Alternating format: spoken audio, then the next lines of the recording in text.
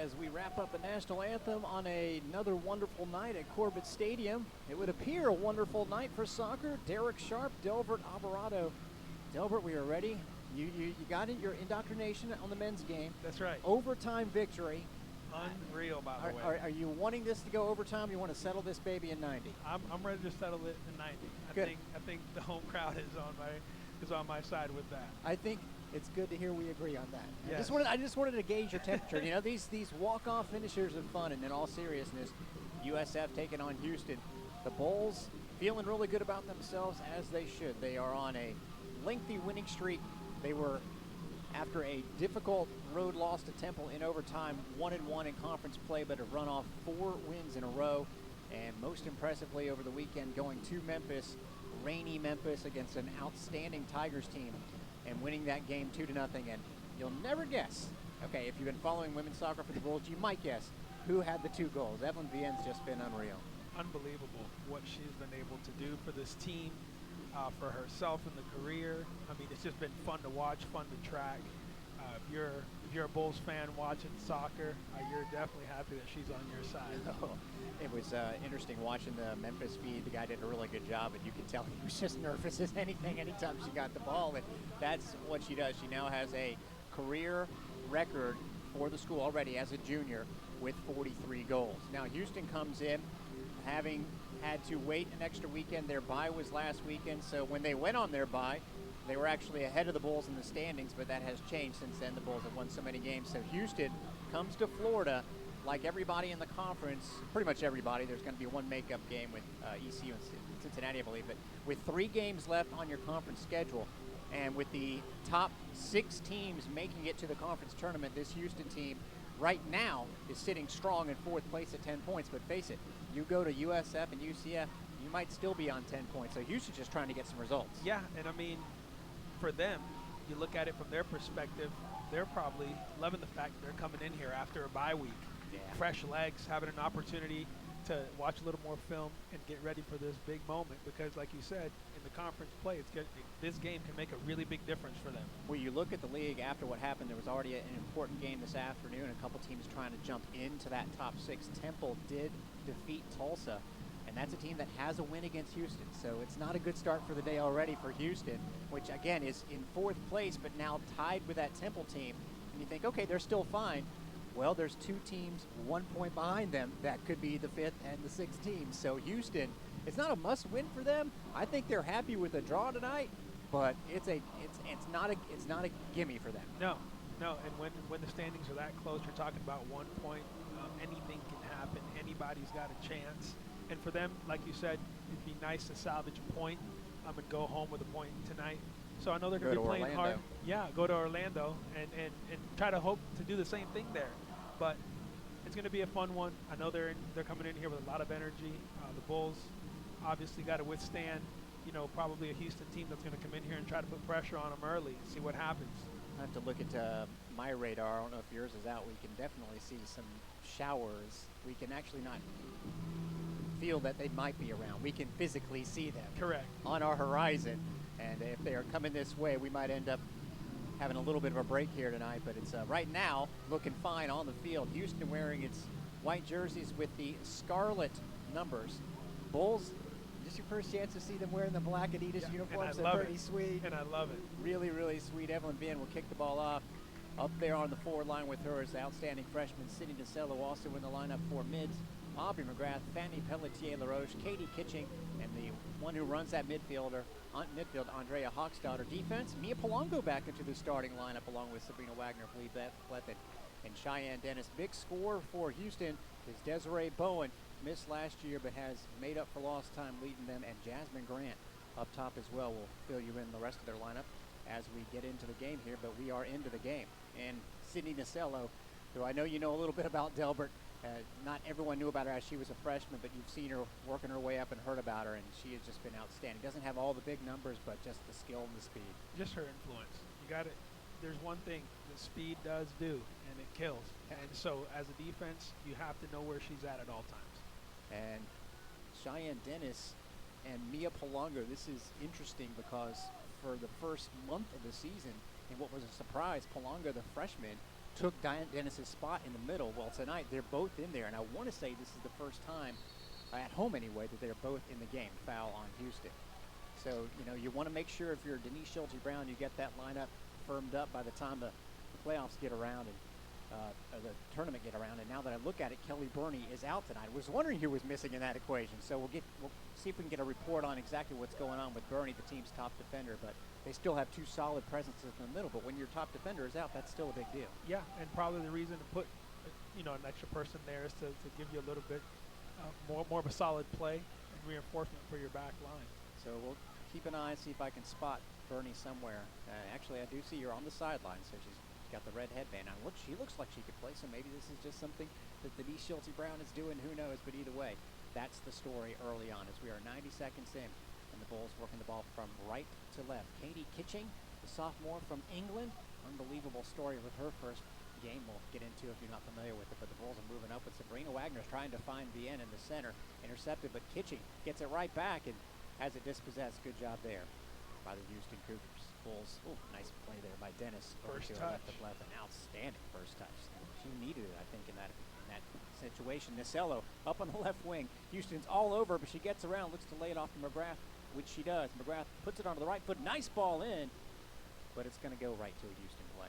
Good start for the Bulls, Delbert. What I'm noticing early is that this game has the makings of a very physical soccer game. The girls are knocking, getting into each other, making a statement. I noticed that too. Mia Brasha, by the way, had the ball there in the center. 2 goals, 7 assists, but she is someone who has taken more shots, number 16 in the middle, than anyone on the team. And I talked to Houston head coach Diego Bocanegra earlier today, and he says, oh yeah, she should have a few more goals than she does, but she likes to create. What's interesting about her, 7 assists this year, had no assists last year, so she's become more of a midfield presence there. Sydney DeCello, an omnipresence on that left side, looks to get something going and fakes around her defender beautifully. A chipped pass up to Blethen, who knocks it right back into DeCello, and no one's taking her. She might have a go from there, and that's a good-looking shot, but it's just over the net. Boy, Sydney saw the defender lay off and decided, okay. Just very smart, witty play on the outside, making that turn without even touching the ball. Get a little give and go, gets the ball in the space, nice weighted pass into the box. Unfortunately, couldn't get it on target there, but great opportunity for the Bulls. And what I liked a lot about that, you mentioned the smart, witty play. It was Bree Blethen, and she's a defender, and she's gotten a little bit of a reputation as coming up as a finisher, but she showed a little skill there and with the give and go to Sydney Nicello. So when you had that kind of skill on your outside wings, here's skill and power. Vienne, 1-on-3. She will lose the battle this time, but those odds don't always work out against her, incidentally. She has shown that she can take on a couple of defenders. Actually, the 2 goals against Memphis, the first one, she had 2 players on her, and they knew that she's a right-footed player, so they made her go to her left. So she said, okay, I'll cut it right around both of you and drill a left-footed shot from the top of the box. Just unreal. And that was a game, we haven't mentioned the name of Sydney Martinez, the freshman goalie for the Bulls, really kept them 0-0 and allowed those 2 second-half goals to be enough for USF. Look at the radar net. I'm getting a little nervous. Looks like a downpour. It's coming our way, I think, so we'll keep an eye on that. I guess the real thing we need to look out for is Houston's going to win a throw-in. We're about 4.5 minutes in. Is light. So we see rain right now. You and I, Delbert, really don't care if it's just rain because we're inside. Absolutely. I'm cozy. You're very cozy. You got the new USF puller you're going to be wearing, I guess, for the next game, right? Absolutely. Yeah. Getting in gear. I like it. Houston's getting in gear a little bit here as forcing a corner kick.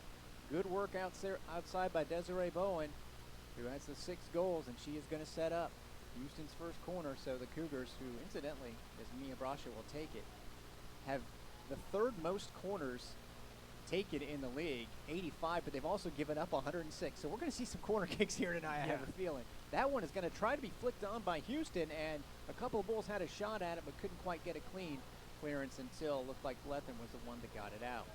Houston back on the left wing, and good defense by Wagner against Brasha, but it'll be another throw-in. Looks like we have spots of rain coming our way. It's just isolated, as they say. Not much of a weather interpreter, but I know enough. little brother works for the dang National Weather Service. I probably should have learned more. Nolan Packer, defensive player, is going to come up and take this throw for Houston. It's going to get into the box and kind of shouldered away, it looked like there by the Bulls. Ball on net. Martinez looks out to claim it and knocks it to herself. Had a little bit of a challenge there by the Cougars, but good work. The rest of the lineup, we mentioned Jasmine Grant. Up top, Desiree Bowen for Houston. Midfield, Lauren Flowers, Georgia Dolence, Mia Brasha, and they're listed with 5 defensive players. Packer alongside of Madison Fulton, Sadie Cole, Melissa DiPioli, and Cassidy Formana. Those are your starting lineups. Rachel Estepare. If you'll notice, Houston's 2 goalkeepers have played about the same, but that's because Estepare was injured. So she is always going to be the top goalie for Houston, and she is fine now. She had a little bit of an injury earlier in the season, but she's good to go and try and stop these Bulls. Cheyenne Dennis up from defense onto the left wing. Sydney Nasello being the one that's kind of unmarked. This could be a dangerous situation for Houston. She gets in again, drops it off the left, and there's that combination, but it's going to go wide of Estepare for a goal kick. There is a whistle. Might have been offsides anyway. Now they're going to say, are they saying corner here? They're pointing to the side of the field. Okay, they're going to say offside. So in other words, you can't do a goal kick. It's going to be a regular free kick. And Estepare will be the one who's taking it. This left side of the field, a lot of traffic early on. You're right. And Vienne usually takes up residence on the right side. So this might be one of the few times she can slide into an opening, but I believe she's going to have people on her all night.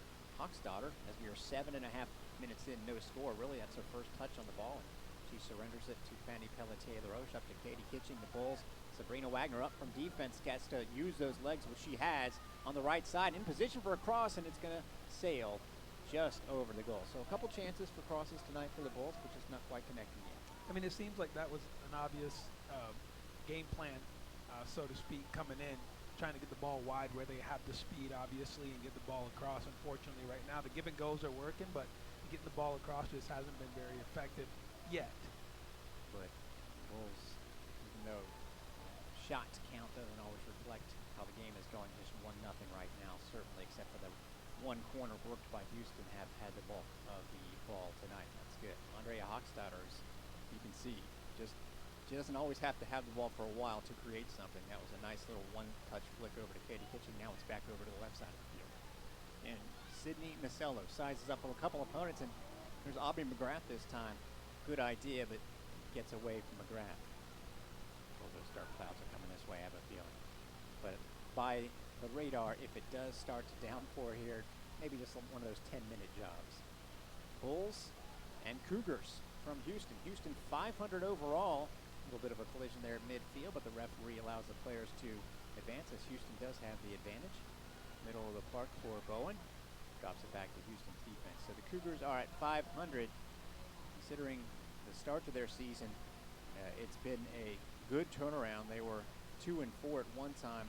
Were 4-5-1 heading into conference play, and when it's mattered most, they've won more than they've lost in conference play. And what I'm noticing from their defense and the way they're set up tonight is that you mentioned 5 defenders, and I thought it was going to be more of an attacking formation, an attacking style of play, and instead they've come in here with the mindset of let's defend a little bit, let's hold our own, let's not give up anything early, and they've got kind of 3 hanging back. The defensive midfield is working really hard, and they're just being patient, and that might pay dividends for Houston moving forward. The player that has been hovering around Evelyn Vienne the most has been Madison Fulton, but also Cassidy Formonic, who's a freshman. Good luck, freshman. But obviously, if they have her hovering around Vienne, they trust her a lot. Now, Nasello sees Vienne. What a break. She called for that.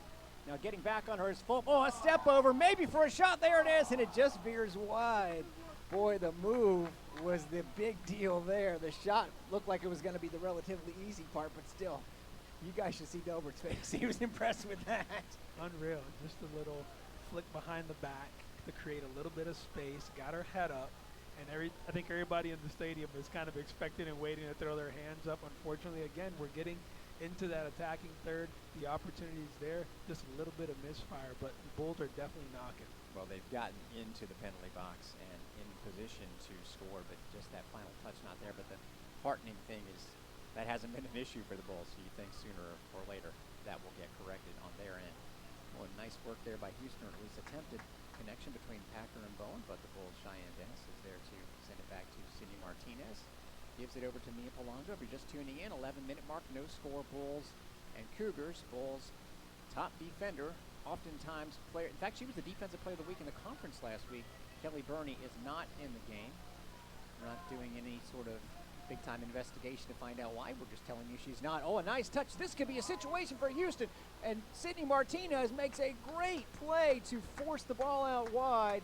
Maybe a little bit lucky there, but Jasmine Grant looked like she had it on net, and Martinez had to make that decision, Dilbert, and she got it knocked away, or at least made Grant go off course. As a goalkeeper, just establishing your presence. I think a bad touch there by the forward on Houston's part. She definitely tried to get around her and have an easy pass into the goal, but again, the goalkeeper getting out there makes that a lot more difficult.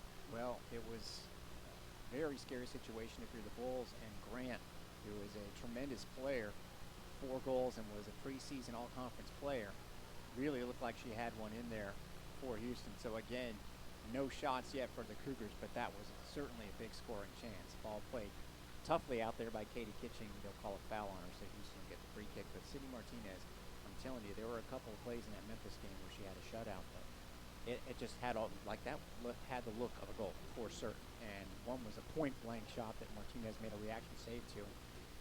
Denise Schulte-Brown, the head coach of the Bulls, could not understate how impressive that was. And for a freshman to do it like she's been doing it, it's unreal. It's huge. It's huge. I think that's the word Denise used. Yeah, it's huge to have that kind of confidence in your goalkeeper and someone that's going to keep you in the soccer games and just gives you a chance. Oh, Grant and Bowen, the Bulls thought that they had her played offside, and instead there's a shot. Another save by Sydney Martinez, first of the night, and they needed her to come through there. I'm not sure why the Bulls stopped playing. Maybe they just assumed Bowen was off, but she wasn't. Foul on the Cougars. That was a big-time threat, but you saw Sydney Martinez there very calmly make the save. One of those situations where if you're Bowen, I think if she puts that low and hard, she might have a little bit of a chance on the ground, but it kind of came up about 3 feet off the ground, which sometimes is actually the best spot for a goalie. Going up high where they can see it easily is not that bad. Going down too low where you have to dive flat out is difficult, but 3-4 feet up is actually an easier spot. Vienne now, as she does, turns on her defender and saw Aubrey McGrath up ahead of her, but the pass is too long. That's the thing about Vienne. She uses her body so well. It's not just her ability to strike the ball, and that's just as important sometimes to create your chances. Absolutely. As a forward, that's really has to be a little bit of your MO. You see the great forwards that put the ball in the back of the net often.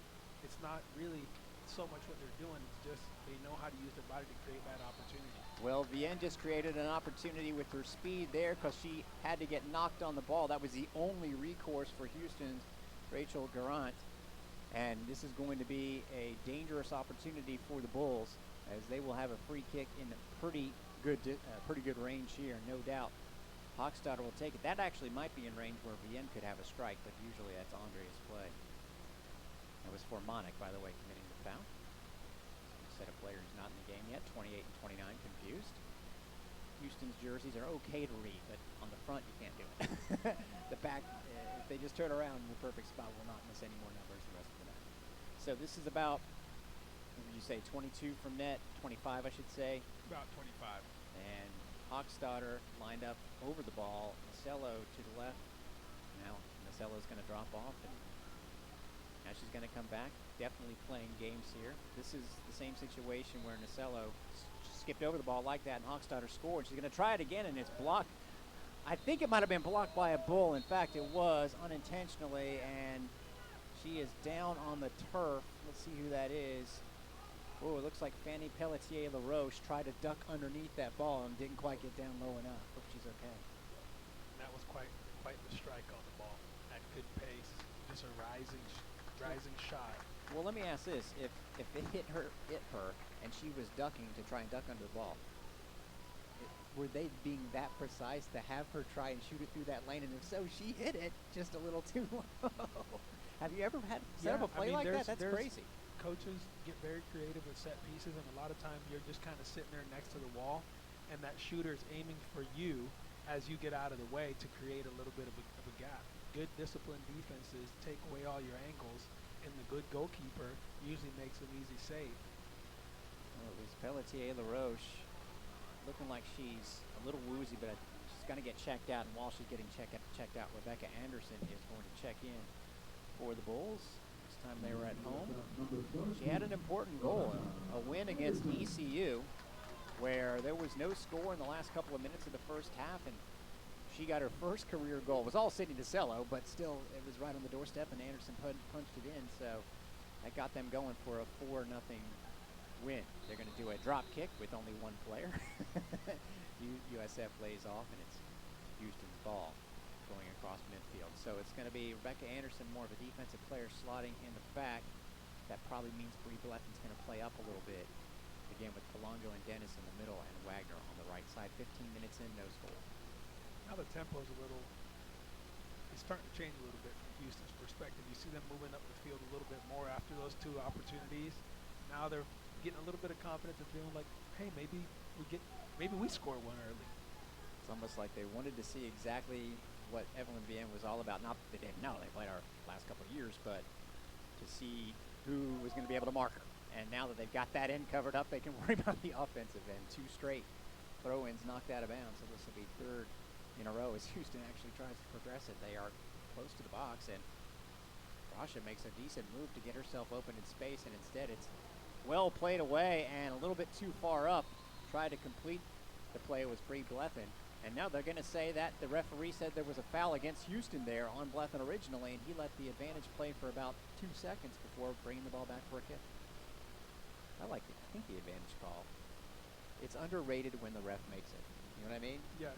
You'll see it when players are complaining, right. And the ref sees, hey, wait a second, you still have a chance. Quit yelling at me. Right. And then the best is when there's a goal scored off of it. Yes. Do you think the players ever go to the ref and say, hey, by the way, great call? Or great no call. Yeah. I think if people did that to refs more, they would be a lot nicer and make you all the right calls. A little underrated. Desiree Bowen over to Nolan Packer. Houston trying to get some possession going here, and they get it to Grant. And boy, nice turn, and she's got a chance. Lays it off to Bowen. Good work between the 2 top scorers for Houston, and there's the 3rd, Brasha, getting into the act. The Bulls have to be on their toes right now. Unfortunately, Aubrey McGrath was, and now falling down is Brasha. Didn't see what happened there. Maybe some inadvertent contact. Vienne tries to break through, but the ball rolls to the Houston goalie, so it went from one end to the other. But I like the duo of Bowen and Grant in the front of the park for Houston, and they're showing the ability to have some quick 1-2s. Listen, they're causing a lot of stress right now on the back line. They're at least making them aware of where they're at. And what I love, earlier in the year, I was talking to Chris Brown, and he told me his big thing to the back line is when we do have a lot of pressure, really collapsing. And you saw them do a really good job of that just now, collapsing and taking away any shot opportunity. Cole with the interception for Houston up to Brasha. She toe pokes it, and that's nothing that's going to get let to play on, because that just might have been too much by Polongo. We could have a card coming out here. In fact, I would expect it, and let's hope that Brasha is okay. That was a hard foul, and maybe a card causing foul here 17 and a half minutes into the game. I think the chippiness is intensifying a little. Yeah, we've had some collisions, some aggressive plays, and what you don't want is the players to start coming up with their spikes up, and I'm afraid that might have been what just happened. I haven't seen a card come out. Unfortunately, Brasha is going to get up. It was one of those where I'm sure it hurt like heck on the moment. I would have gone right down to as she did. Referee's going to talk. Referee Hassan Belmania, make sure she's okay. She can stay in the game, but maybe because of the stoppage of play, they have to take her out for a second here, and that's what's going to happen. We mentioned Kelly Burney, not in the starting lineup. That's going to be the first time, I would imagine, maybe in her whole career, but I've seen her running around with the other players who are warming up. Actually, I see 3 defensive players out there, not just Kelly, but Grace Adams, Olivia Cook. She's another defensive. Bulls are deep on defense. They got 3 would-be starters, especially Grace before she was injured last year, warming up on the sideline. 17 and a half minutes in. Like Brasha is going to be able to come in the game right away. I think that was just a warning by the official. He held out both arms, and I think that's the universal. No more. No more. No more of that, you. So Mia Polongo perhaps a little bit fortunate there to not come away with a card. The going back to your point, it's a good thing to be deep on defense. And what I know of this program in the past is a lot of the young players, they bring them in and establish them as defenders. And as they grow within the system, they might get a chance to move up into different spots on the field. Sydney Nasello was always going to be a forward. She gets the ball intercepted. Boy, good work out there by Cole for Houston. And she knocks it back to Packer, and it looks like she slipped in so under my radar that Brasha is back in the game. There she is. Update on the weather. Looks like we may be okay. In this one, it was a massive-looking rain shower on the horizon. It wasn't a shower. It was a quagmire, a mini quagmire, but it's going in the other direction, so that's good. 18 minutes here, so Houston in the 0-0 game is into this game. And I think the physical play, they're not backing down from it. I do think that Evelyn Vienne looks like she could eminently strike. This has pretty much any team that has played the Bulls this year. Houston has the ball now, and nice job there by Georgie Dolans to knock it over to the left wing, to the center for Brasha.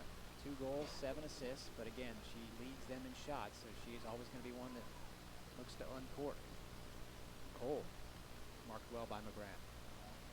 Into Bowen, tries to find Packer on the wing, but a little bit too firm with that pass, and it'll be Bulls ball on a throw-in. And Fanny Pelletier-LaRoche, this is good to see, comes back into the game after taking that whack over the head. Let's see who's coming out. Didn't see someone go out. Maybe it was Anderson. 19 minutes and 16 seconds. There she is. She slid off the other way. It's not like basketball. You don't have to go out in the middle of the park. You just get off the field wherever you are. Rebecca Anderson played for a few minutes there. So back to the starting lineup for the Bulls. Foul called on Houston. And looking at, yeah, I was right. Kelly Burney, Delbert, has never not started a game. She's played in 37 in her career coming into this one, this season, I should say, and all 12 this year. So in her 50th game, unless she's hurt, will come in off the bench. Something that we'll keep an eye on if she does and when she does come in. The first time she hasn't played. 20 minutes in, no score here. Katie Kitchen on the far end of the park, right in the middle of it. Sends it into the center for Fanny Pelletier-LaRoche, not to her head, which is probably appreciated. She might not be rising up for many headers tonight. So she did score one, believe it or not, the winning goal in the very first game of the year against Towson in overtime. A header. That was her only goal of the year. So maybe I'm wrong. Maybe she'll come back and grab one, but she's okay. She took one off a free kick. They checked her out, and she's fine. Nice. Switching the field pass over to Bree Bleffen, who has come up a lot on that left side of the midfield. And Andrea Hochstadter into Vienne. Right back to Hochstadter in the lane, but she was closed down on. She's going to hold on to it. Back to Vienne. She's dangerous from there. 3 players on her. Gets it onto her left foot, and it's just wide. That's her left foot, folks. That's not her good foot. And she almost scored with it with 3 people on her. I'm just impressed. A quick little touch. And as she's touching that ball, the head comes up, finds a little gap in the goal to shoot that ball. And I'm talking inches from finding the back of the net right there with 3 defenders, like you said, in her face. But just being able to create a little bit of space is all you need. And she's just an artist at it. She really is. And that ball might have just been blown by unseen winds. Actually, I see them. They're going the other direction, so that can't be an excuse. I also like Hochstadter's quick thinking, and she has added a little bit more one touch to her game this game, because that one was a instant pass. She hasn't even hesitated tonight with a lot of her thinking out there in the middle of the park. And when Vienne made herself available, boy, it was on. 21 minutes, 45 seconds down. And this one, as we near halfway of the first half, Sydney Martinez, her first action in a while, but let's not forget the role she's played, the goalie for the Bulls in this one. Vienne with a backheel pass that almost found Aubrey McGrath, who slides down to try and get the ball. It pops up into the air. Katie Kitchen tries to let it come down, but Grant will grab it for Houston. Hochstadter lets it run this time beautifully out to Bree Bleffen with the pass. Sydney Cello is fast, and when she gives up on a ball, that means it is just a little bit out of her reach. It'll be a goal kick. A lot of patience right now by the Bulls in front of the goal. And a lot of times you kind of see a team with the chances they've had maybe start to panic a little bit.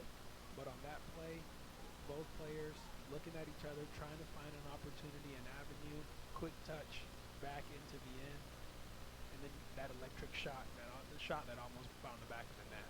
Yeah, they went through a couple games. The Temple one really stands out this year, where they had chances to score, and you just started to think, man, it's going to be a frustrating type of season, but they have really gotten that out of their system with these last 4 games in a row that they've won to go to 10-2, and you just, even though they've had chances go awry tonight, if you're a Bull supporter, don't feel discouraged by it. I think that they'll score eventually. Houston hasn't given up a ton of goals this year, but you can score on them.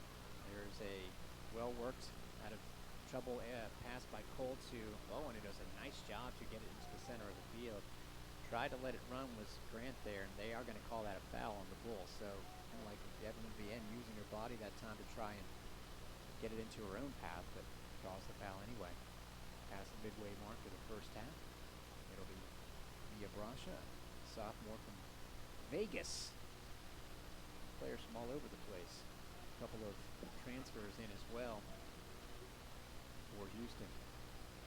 Brasha is contemplating her options. Now she's going to take a long chip shot. Looks like it could be all Sydney Martinez, and it is. I'm pretty sure that Mia Brasha would like to have that one over again, but it's Bulls' ball.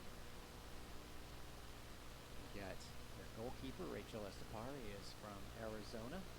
Amy Wynn, a reserve who's played in every single game, hasn't come into this one, but could be the next sub in, is from Oklahoma State. So a player from Angelo State. And Louisiana Lafayette is where Madison Holt, their pretty darn good defender, resides from. But a lot of Texans, as you might imagine. A couple from California. Rancho Cucamonga is where Lauren Flowers, I haven't called her name that much yet, but she's a good player. That was a nationally ranked high school team. Packer, good ball over to Grant, but 3 Bulls defenders there to take it away. It'll be Bulls ball as we near the 25-minute mark. Derek Sharp, Gilbert Alvarado on Bulls Unlimited and or YouTube, wherever you are checking us out. We appreciate it. If you're checking us out live, we'll have some scores for you at halftime, what's going on around USF Nation and the American Athletic Conference. Football team is at home for homecoming. It's been great crowds around the whole area for the last few days, and they're hoping to see a great one here tonight. The Bulls win, but no score yet here as we hit 25 minutes. Nice ball by Kitching over to that right wing with Wagner, and she's going to try and find Vienne. He gets to her, and it gets saved by Estopare. Might have got some help from the right post there, but quick shot by Vienne, and it's still 0-0. Knock, knock, knock. Estopare shut the door there, but and it was an athletic save, incidentally. And Vienne, again, makes the decision quick there. Sometimes she likes to set herself up with a dribble, but knew she was in close space. And she doesn't need any advice on how to finish. She has 43 goals and is among the nation's leader in goals. I think she is second currently, 15 on the season. Andrea Hochstadter has it taken away from Bowen. USF's whole bench right in front of us, and Hochstadter in that case yelling man on, but Bowen was too fast. Good job. And now she's going to get it threaded to her, but Martinez is going to come out.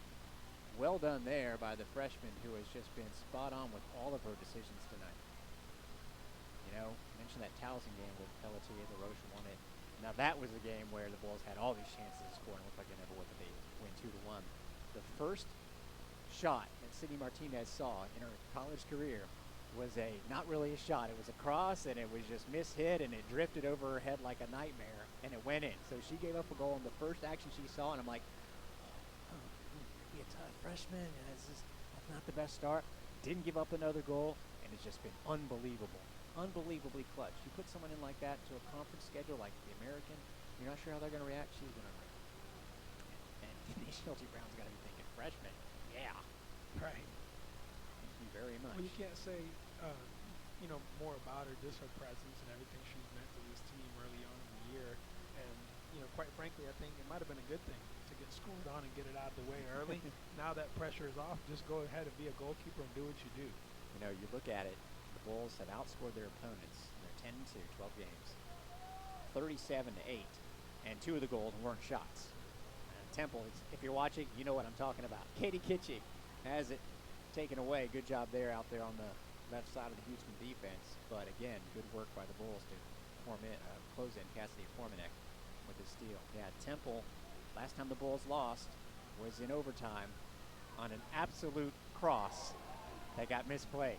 Sydney DeCello gets the ball there, and she's got a one-on-one, puts it onto her right foot. Good-looking strike and just over the bar. I don't know. I guess she didn't get a hand on it because they're going to call it a goal kick. But, again, now that's 3 times. The Bulls have just flown one about, what, 1 or 2 feet over or to the left of the ball. Barely over. That ball had a little bit of backspin on it. What you'd like to see as a coach there is a low, like you were saying, a low, powerful shot, low and away, to force the goalkeeper to make a save. Stapari, to her credit, did make a save and tied on at the end, but you're right. I think Sid had time to contemplate her options there and just went for just drill it as hard as you can, and I don't think she meant to get that much underneath it. It didn't look like she hit it clean. Right. She has really come on from a danger aspect. She has 3 goals. They were all in that one game against Florida College, the 11-0 game, but she has 6 assists as well. And just created by her speed. She will drive in low and then feed it into the center for someone else. She's not afraid to do that. Hochstadter, who is, speaking of assists, 7 of them along with her 3 goals. She scored 2 goals against ECU, Delbert, within a minute. She had never scored 2 goals in a game. She scored 2 within a minute. She was on fire in that 4-0 win against ECU, and that's a team that is in the running again, as many are, for making the conference tournament. But Houston's biggest win this season was definitely against ECU. That's why they are in 4th place, at least coming into the day. Blethyn up to Aubrey McGrath. Good defense by Houston. McGrath tries to keep it in her team's corner and does not, as that's going to go out of bounds for a throw in. Yeah, Houston against ECU was down 2-0, and this was their first road game in conference. Came back with 2 goals in the last 20 minutes of regulation and then got the win in double overtime. So needless to say, that's kind of the win that has Houston in the top 4, again, coming into the last couple of weekends of the season. And it's going to be here over before you know it. Palongo has to fight for the ball in midfield with Brasha, and she does win the battle. Fanning Pelletier-LaRoche lays one out for Sabrina Wagner, pitching on the right side. Give and go with Wagner. Sees Vienne, tries to post up a defender again, but that time ready for it was Fermonic, the freshman. So she's made some pretty clutch plays out there. Just after this weekend, everyone's going to play 2 games, and then next weekend is it. Whoever's on top of the standings will be hosting the conference tournament. Sydney DeCello, as I was just mentioning, tries to get it low, a decent looking cross, and a flying header. Nice job there by Lauren Flowers, but it's going to be a corner. The second of the night for the Bulls, the first of the night, actually. Great job by Houston there, cutting off that angle of the cross. Good cross, by the way. Had an opportunity to get through there, but 4 Houston defenders doing their job, getting back, cutting that off. I think only 1 player, Vienne, in the box for the Bulls, so the odds right there were just not in their favor. But again, good threat, good ball across. Knock, knock, knock. I keep saying it. No, it's gonna happen. I'm right there with you. Andrea Hochstadter has Katie Kitching to her right, but has the look from that left corner as we hit the 31-minute mark. Someone is going to drive in one of her patented quality offerings, and that's going to go. Tried to go. I think that was a shot. She has flirted with a straight-in ball all year long, and that looked like it was the play, but it just about hit 2 feet wide of that left post for a little trivia for you. You know what they call those straight from the corner? Mistakes, accidents. Is there a name for it? Yeah. It's okay. What does it start with? An Olympic goal. Huh. Yes. Why do you think it's an Olympic goal? I don't know. And I I've didn't just know always that. heard I'm impressed. I've just always heard it called that, but it's rare to see in soccer. And when it does happen, You're not sure. A score off the corner kick. It's like, was that intentional? Oh, well, she has definitely tried it before and actually almost had luck doing it. A couple of subs in, Natalie Anderson and Caitlin Wild for Houston. Oh, ahead of the defense is Bowen. She goes for the chip that time.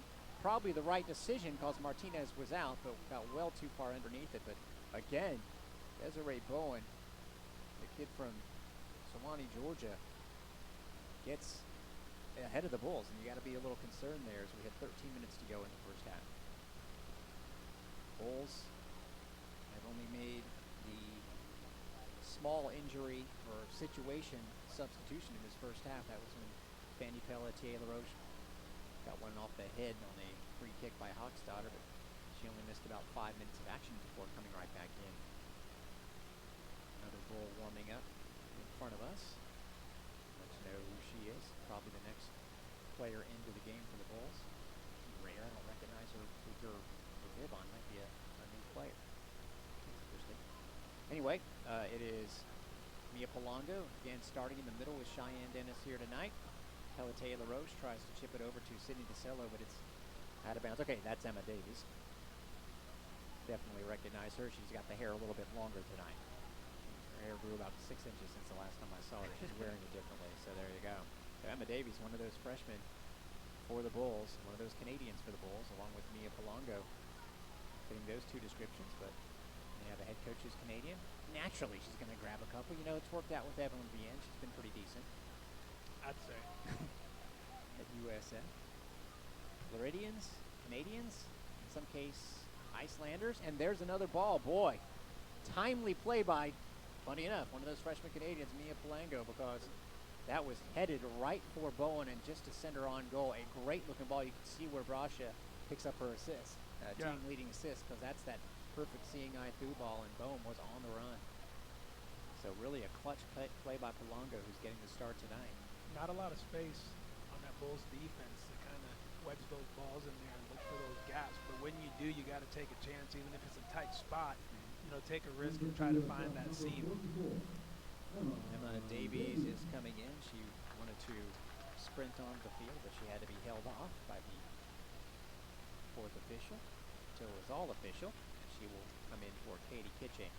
Davies only has one goal, but you can definitely see that she is not afraid to attack, and she has the speed to be a dangerous threat coming off the bench. So if you're scouting the Bulls and you see, Emma Davies, freshman, 1 goal, no assist, you're thinking, don't worry about her. That would be not a smart move by Houston. She comes in and plays on that right side. It's where the Cougars thought they had a throw, but it turned out it was out on them. So with 10 minutes to go in the first half in a scoreless game, the Bulls will throw it in. There's Davies off the bench, tries to run onto the ball, but good job by Houston to get it away. Stuck in their own left side, trying to clear it.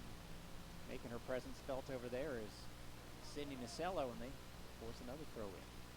The Bulls going with Leffen and Wagner on the outside, Longo and Dennis on the inside on defense. Vienne, of course, up top with Nacello. And Aubrey McGrath has really played forward a lot more than normal tonight. She's up there on the left wing. Hochstadter in the middle of the midfield. Now Davies is with her. And that's your alignment on the field for the Bulls right now.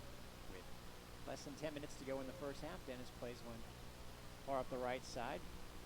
The Bulls have lost a little bit of the possession game here, trying to get it a little bit settled. Davies tries, puts it on to Hochstadter. Oh, lets it roll nicely after the pass from Vienne through her own legs and gets it over to Nacello. Has some room on the left wing. Tries to take her defender. Gets onto that right foot. Another switch onto the right foot. A layoff for Hochstadter is going to tee it up. Switches it to her left.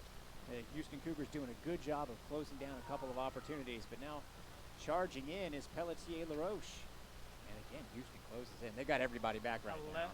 10 players, 11 with a goalkeeper, almost all in the box. Yeah. Bowen, when Bowen and Grant are back there, they're really selling out on defense. So 2 chances that look good for the Bulls there, closed down on. Now Houston has, Nacello has 2 players against her, and she gets around them both on the left foot. A long cross, she's got her recipient, and it's a goal!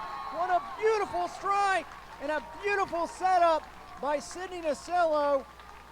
Looked like it was Sabrina Wagner flying in for the goal. The Pasco County connection. I know they were rivals in high school, Land O'Lakes and Mitchell, but they're best friends tonight, and they put the Bulls on top. What a cross.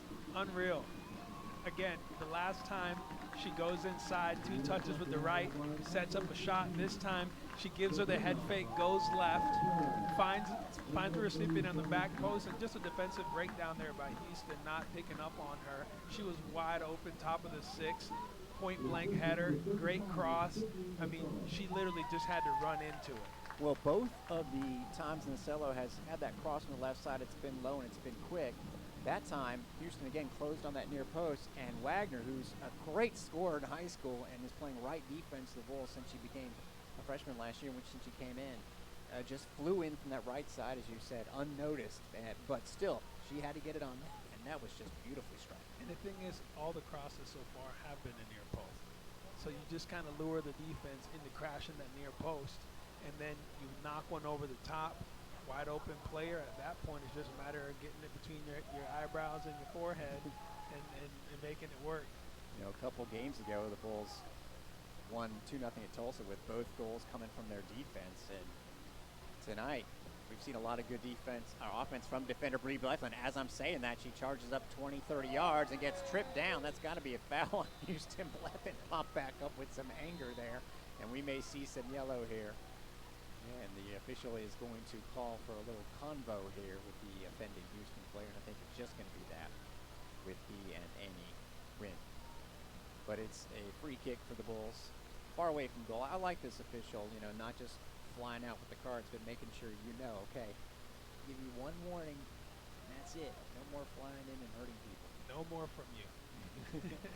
No more. Sabrina Wagner, that was her first goal of the year. I want to say she pulled one last year as a freshman. Yeah, she did, with 4 assists. Anyway, at Mitchell High, she scored 100-something goals, so she definitely can score. And boy, great ball in from Dennis. As I said, it wasn't in a threatening area, and it found Evelyn Vienne, but that was going to be kind of tough to control, and she couldn't quite.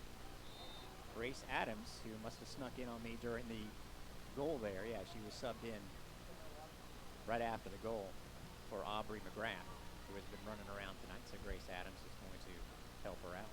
So Grace, an all-conference type defensive player, and got hurt late in last season with that torn ACL. You can still see her with that big brace. She's not exactly at full speed, but she is slotting in the midfield right now. With about 6 minutes to go in the first half, Sabrina Wagner, first goal of the season, a header off of a wonderful Sydney Nacello cross, has the Bulls up 1-0. Goal officially coming in the 37th minute, 1-0. Bulls certainly don't have this thing locked up by any means. Houston has been in a lot of close games this year, been on the right and the wrong end of comebacks. A lot of games have gone to overtime for them, including a couple in conference play. 3, I should say. One they won, one they lost, one they tied. Here is Wagner in her more traditional spot. Pass to Vienne, tries to drop it off for Adams. And Houston decides to clear that ball out. I think Lauren Flowers could have done more with it, but the ball's Clabateau in nonetheless. Sydney Nacello's got a little bit of a hitch in her step, so she's going to come out for another Tampa Bay player. And Nacello getting a nice round of applause. She'll be replaced by Kylie Burrows, a redshirt sophomore. 6 minutes to go. Yeah, Sid looks like she needs a little bit of a breather. I think she's moving a little slowly. She might have had a hard fall out there, but the way she runs around, I'd be looking for Greg Sullivan. There's been a lot of action.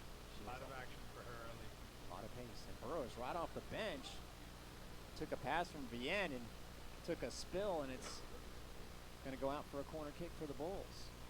You got to like to see that when a player that Burrows usually comes in for a 25, 30-minute spell in a game and wants to jump right into the action. Davies did the same thing before her. Bulls have so much talent, you can't afford not to, right? If you want to keep yourself on the field. And that's the whole point, yeah. If you're gonna make an influence and be a presence for the team, you got to get involved early. And the Bulls right now are up 1-0 with 5 minutes to go in the half, and Hawksdaughter, a first corner kick from the right side, and it's a good-looking ball. Blethyn up for it, and it's rolling around, but Houston clears it high up in the air. It's still in the penalty box until it got knocked out just then, and now a Houston player is hurting. Whistle is going to be called.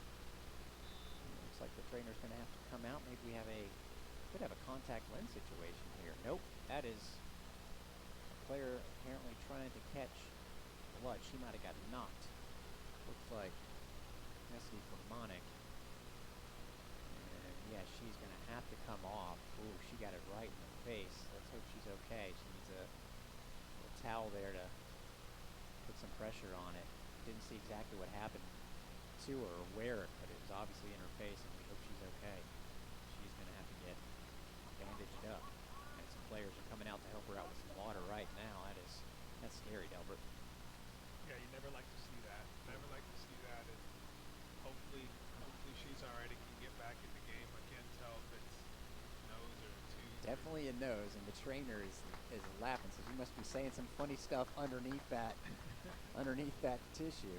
Actually, you know what? You might be right. It could be in her mouth. But it looked like she was covering her whole nose, but now it's underneath. So let's hope that whatever it is for Cassidy Cormonic, she is none the worse for wear. Well, she'll be a little bit the worse for wear, but she looks like she wants to get it taken care of really quick to get back in the game. Always good to see some smiles being cracked because at least the player's got a good sense of humor about it. She is definitely you in some pain. You can tell she's a popular freshman. That's a freshman who has 5 teammates around her, like all with a cup of water. Like, are you okay? I guess they want to throw it on her face if she needs it. Wow. So she is one tough cookie. You can just already tell.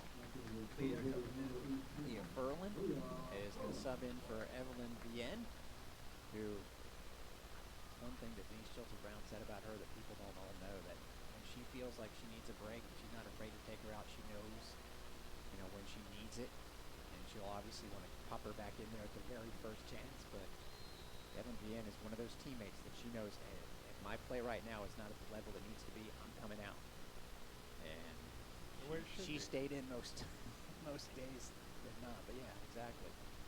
Don't want to hurt the team.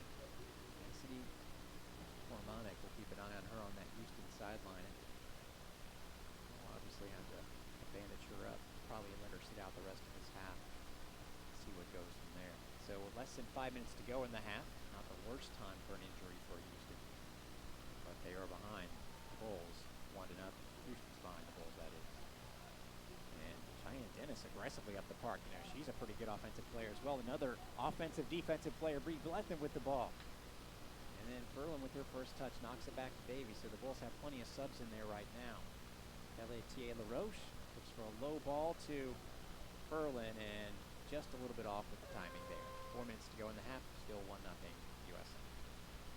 And I just really like the build-up, the combination passes, the patience that the Bulls are showing right now. Getting the ball into the middle, if nothing's there, playing it back out, waiting for that right opportunity to move forward. And like you mentioned earlier, the outside backs are almost playing like wing backs, getting up and down the field and supporting that wing play. That's obviously something that they're trying to capitalize on and have had a lot of success so far this game.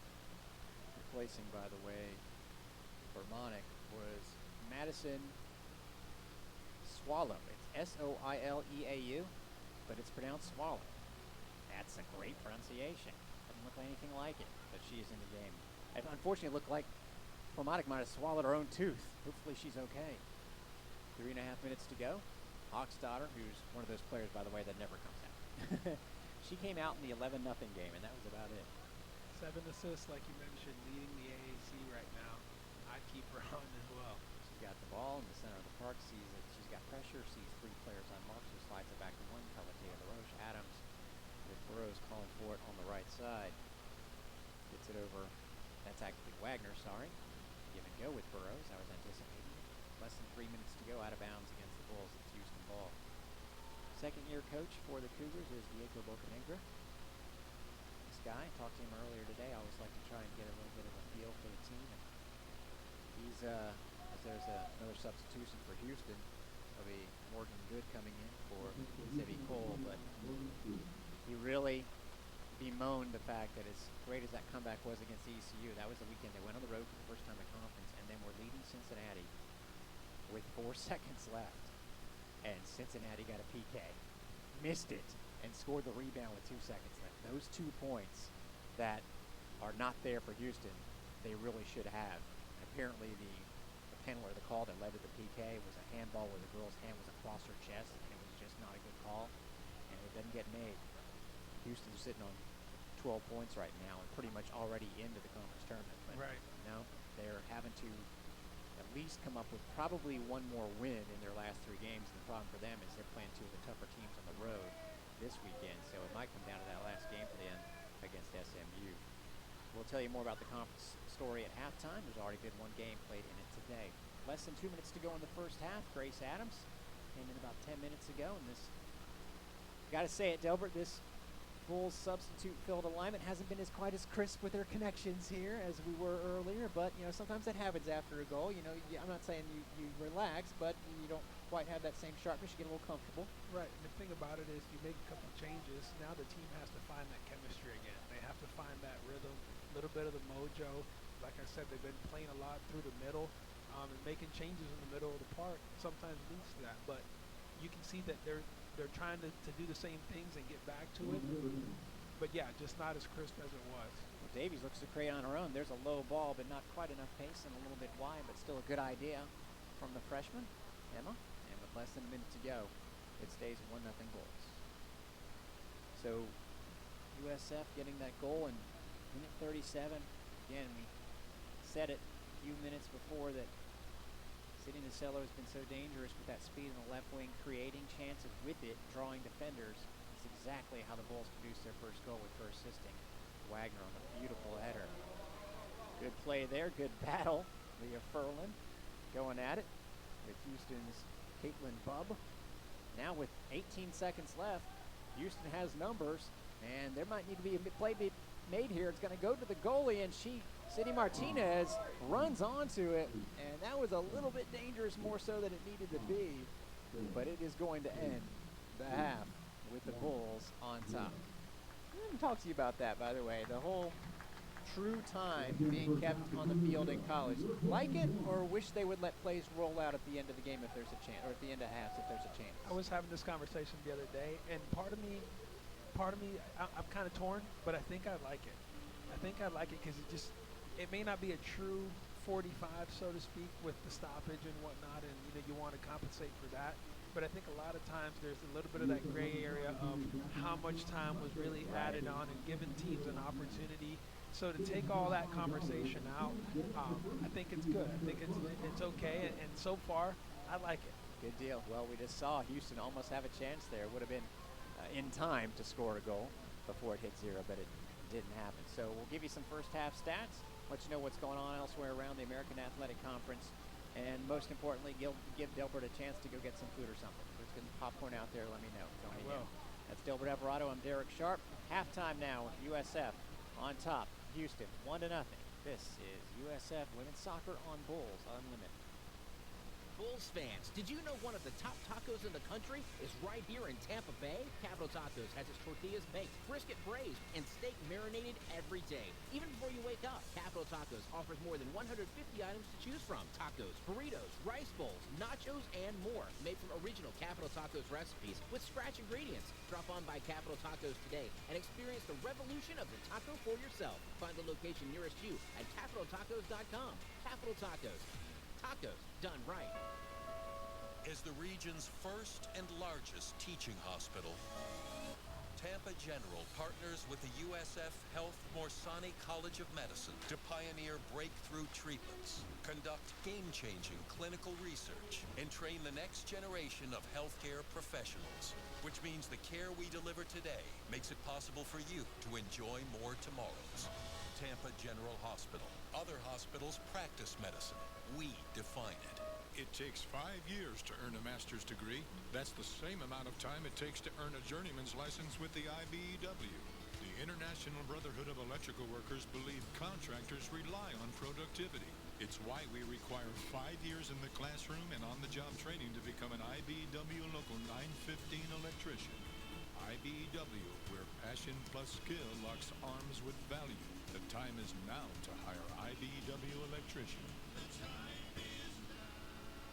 Hi, I'm attorney Robert Rubenstein, and this is Rubenstein's Rules for Personal Injury. Rule number 5, do not ignore your injuries. Right after an accident, most people don't realize how bad their injuries are. Injuries can get worse over time. Early medical treatment is crucial. Beware of clinics that treat only your neck and back. What about your knees, shoulders, head, and other injuries? Come see us. We'll talk about all your injuries and get you the compensation you deserve. Call Rubenstein Law at 1-800-FL-LEGAL. Offices in Tampa and throughout Florida. Best tailgate? It's gotta be burgers. And an ice cold Coke. Real football y pollo asado. Mac and cheese. You need a hot grill. And an ice cold Coke. Of course. Football and Coke. Come on. It's got to be Coke. Game day? Race day. Calls for Coke. You know it. It's tailgating 101. This is Charlie Strong. Not all fans agree on the best game day foods, but when it's served with an ice-cold Coca-Cola, you know you've got yourself a winner. Coca-Cola, taste the feeling, grab one, and go Bulls. Cirque du Soleil explores a new frozen playground in ways that defy all expectations. Discover the world of Crystal. Let yourself be amazed by Cirque du Soleil's very first on-ice experience. Playing December 19th through 23rd at Emily Arena. Get your tickets for Crystal now at CirqueDuSoleil.com. Crystal thanks their partners Sirius. This is the USF Bulls Radio Network. Back at halftime, Derek Sharp here. Bulls are up 1-0 on the Houston Cougars here at Corbett Stadium, looking for a fifth straight win, looking to go to 11-2 on the season and 6-1 in conference, while Houston comes in 7-2. But really, for their purposes, it's all about the conference record at 3-2-1. Now, the other team that the Bulls will be playing this weekend is over in Orlando, and that's just how it always works out in soccer. And now that I think about it, volleyball, there's crossover opponents. So SMU, which is again the team that Houston will finish up its season with, and it just looks like that may turn out to be a pretty important game. Game is actually scoreless at the half, so it's going to be a really good night for the Bulls if they can pull off a victory. And UCF, listen, they come back more often than not. They had a big comeback win last weekend against Cincinnati. But Bulls and Knights come into the weekend both 5-1. Again, every team with 3 matches to go in conference play except for a couple, SMU and Tulsa namely. So the Bulls and Knights right now, USF stands to come out of the night 2 points ahead. Memphis is your third place team, and Memphis is at the half of its game with UConn, and that game is 1-0 in favor of Memphis. No surprise there. So looks like the Bulls and Knights are both going to have to win to stay 3 points on top of Memphis. But then again, they both beat them last weekend, so would have a tiebreaker even if they do end up catching up to them.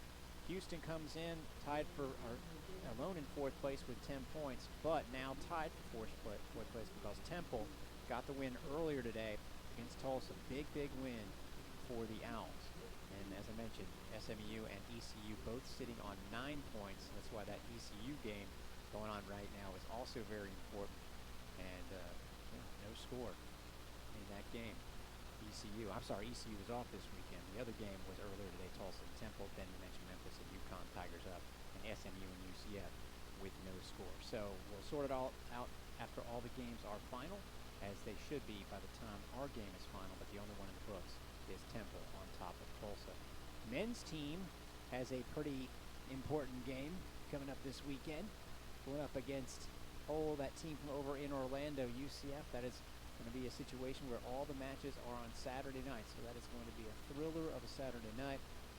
UCF situation is right now the Bulls are ahead of them by a point. USF is tied with UConn with both UCF and SMU a point back.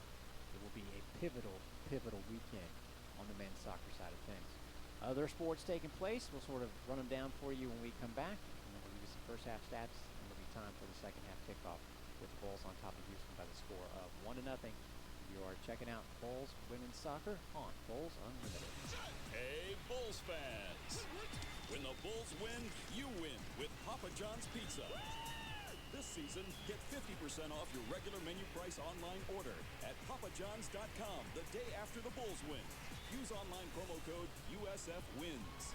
Papa John's Pizza, the official pizza of USF Athletics. Online offer valid at participating locations. Better ingredients, better pizza. PapaJohns.com. When it comes to cancer, defense isn't always the right strategy.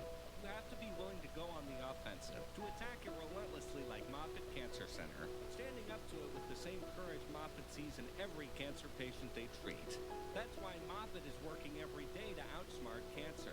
Not just to react to it, but to get ahead of it, which is the best way to win. To see stories of courage, visit Moffitt.org/courage. Moffitt, a proud partner of the USF Bulls.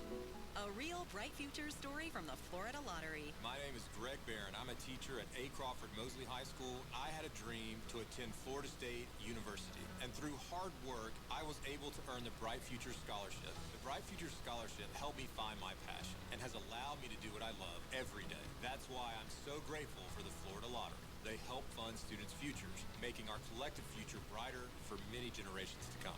View more success stories at flalottery.com/brightfutures. Bulls basketball is back starting November 6th. Now is the time for season tickets. Bulls win! Bulls win! Brian Gregory's Bulls were one of the most improved teams in the American last year. Yes, indeed. This year will be even more exciting. You can count it! Don't miss out on all the action at the Yingling Center. USF men's basketball season tickets available now by calling 1-800-GO-BULLS. Horns up. Fans love football and the food that goes along with it, like shareable appetizers, pizza, wings, burgers, and fries. Cisco lives in the heart of food and service, and we are passionately committed to the success of every customer. With 300 distribution facilities across the globe and serving more than 500,000 customer locations, follow our trucks to your next great meal. It's tailgate time. Cisco West Coast, Florida is a proud partner of the USF Bulls.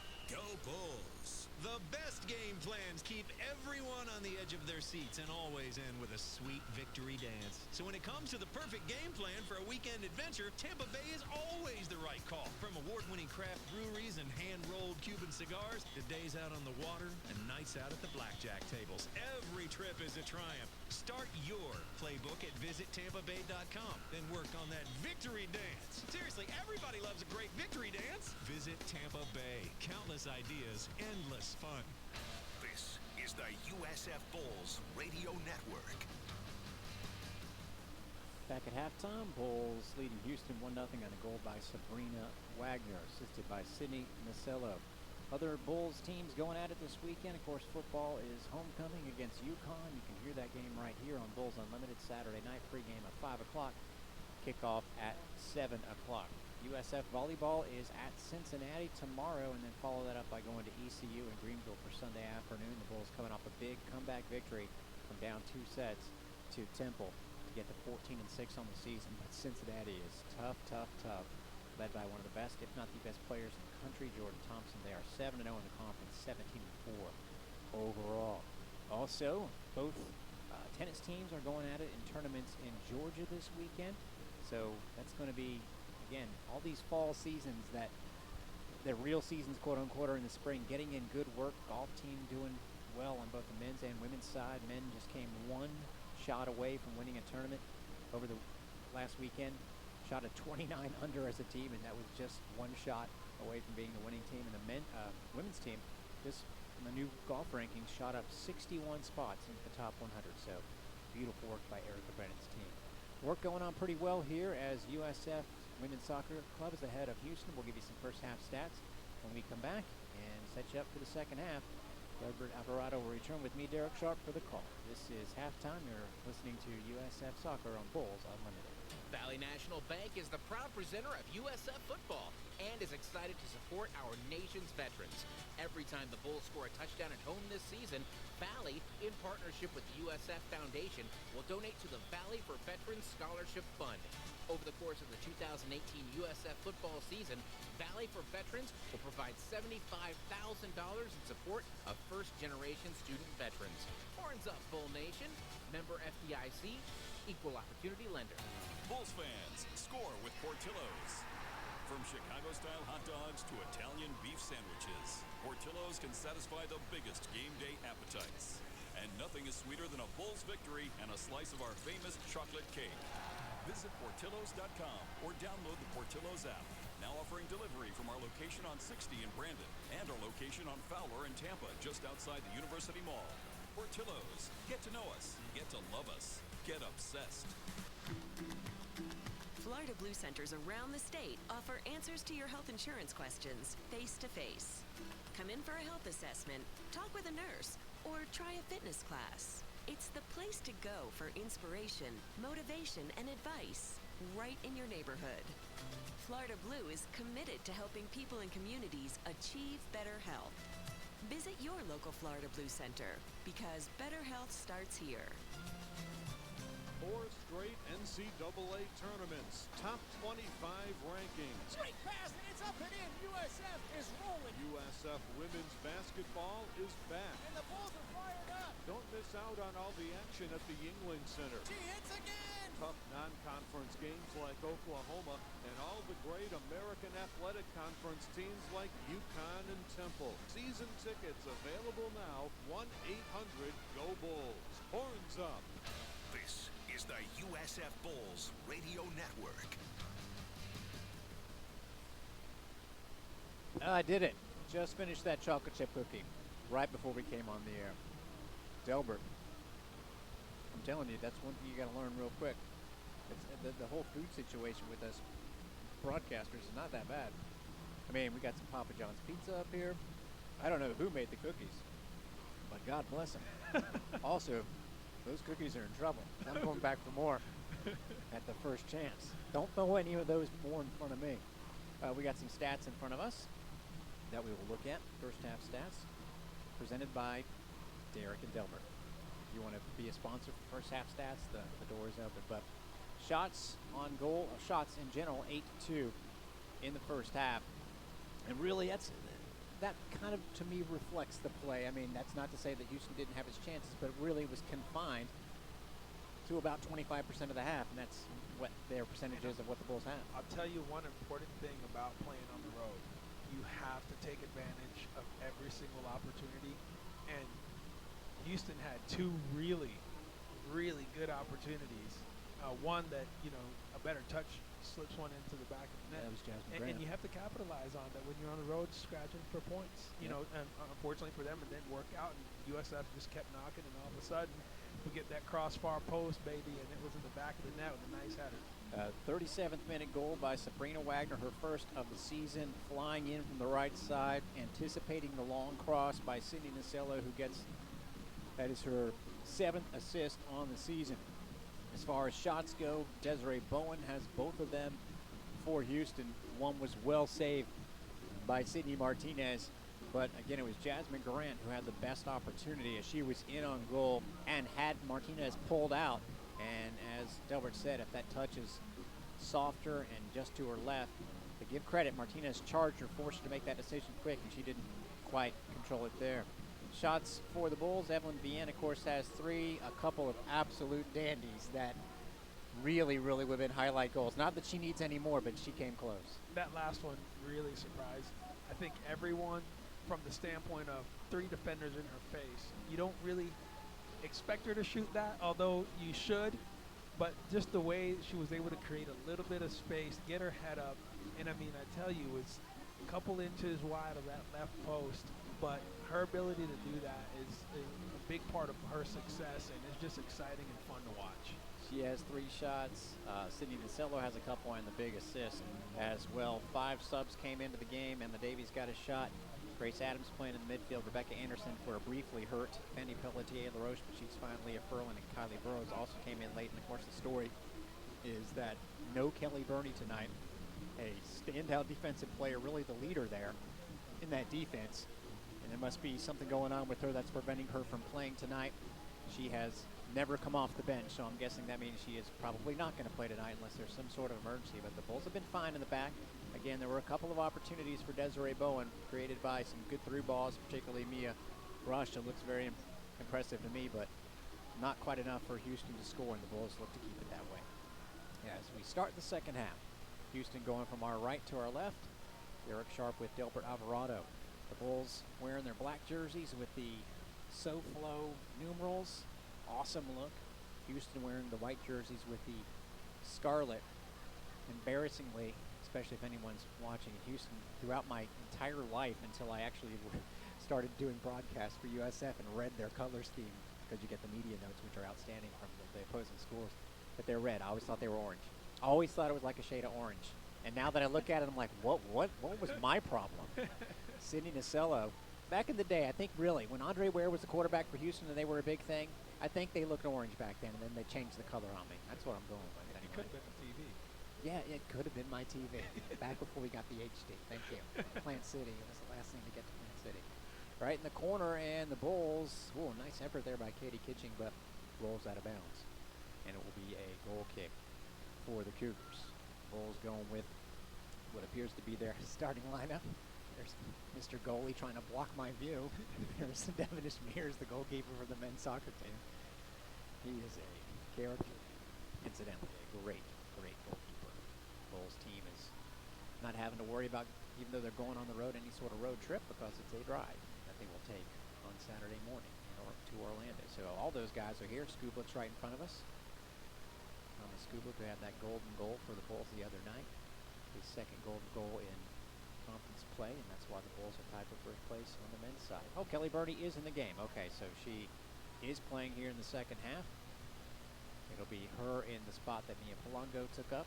So it's Burney and Cheyenne Dennis out there. We will not speculate as to why Kelly Burney missed the first half. Point is she did, and she is playing now, so that's a good thing for the Bulls. Andrea Hochstadter, as Pelletier and LaRoche worked well to get it to her, and now charging up the pitch is McGrath. Goalie took her a while to make that decision to come out. Finally, Rachel Estepare got the ball, but McGrath almost had something there that shouldn't have been there, in my opinion, but she gave it a go, and Houston got the save. As a goalkeeper, you can't hesitate. And I know she's happy and the coach is happy that she was able to get to that one, but a little bit of hesitation there and almost led to an opportunity for the Bulls. Yep. Almost seriously got lost there by Houston on the hesitation, but they maintained the deficit at 1-0. Bulls looking to add. Evelyn Vienne turns to her right foot on the left side of the box. Has two defenders collapse on her, and that one gets knocked away. Good job there by Houston, but the threat's not over. Knocked away again by Houston, so they are mega aware of Evelyn Vienne, but Emma Clark first and Caitlin Bubb there second. Both get deflections. They both have to go as shots, even though they were blocked, so that's probably going to give the Bulls an even 10 on the game so far. Houston's just doing a really good job of keeping Vienne in check and knowing where she's at, passing her off when she's getting across and trying to make those creative runs, and then when they see that she's getting ready to take a shot, they're all collapsing and taking away those lanes. And it's been tough for her, but again, it's Evelyn Vienne. She'll find a way. She really will. And if the score stays the same and the half goes on, Houston has to pull up, and that's going to create more opportunities. It seems like Vienne has a pretty good knack of scoring late, and that explains why. Bree Blethen, as Houston's Jasmine Grant had something going there, but she closed in on her. And now Houston with some good work from Madison Swallow, who's come in as a sub, and Houston did sub out some of its top players, but they're all back in, but Swallow stays in the game. Number 13, Speedy Jr. out of Lumberton, Texas. Up here from a town named Lumberton. Doesn't help your odds of being speedy, but she has defied those odds. There is Sydney Nasello, who's quite speedy herself. That was one thing that, as you're a coach, you don't want to just hand anything to a freshman, right? But after their conditioning, Denise Shelter-Brown said, yeah, she's the best shape on the team. She's unbelievable. And Katie Kitching with a nice intercept there. Has it over to McGrath. She gets swallowed up, so she's going to drop it off for Pelletier LaRoche. Looks to change the field, but it went right to Houston. Fortunate break for the Bulls that did not result in a turnover. The touch wasn't quite there for Houston's tastes. Blethen in that left wing. Oh, finds a spot in the middle for McGrath. Low shot and a good-looking shot, but it was scooped up well by Rachel Estepare, who incidentally stands 5'9", so fouled that one away. She looked a little bit uncomfortable going to ground there, but she did what she had to do to make the save. I'll make those taller keepers go down. Oh, nice little shield, maybe a little push by Grant. She gets around the Bulls, gets around Burney, and puts it in. Oh, that was all Jasmine Grant, and Houston has tied it up. 50th minute goal.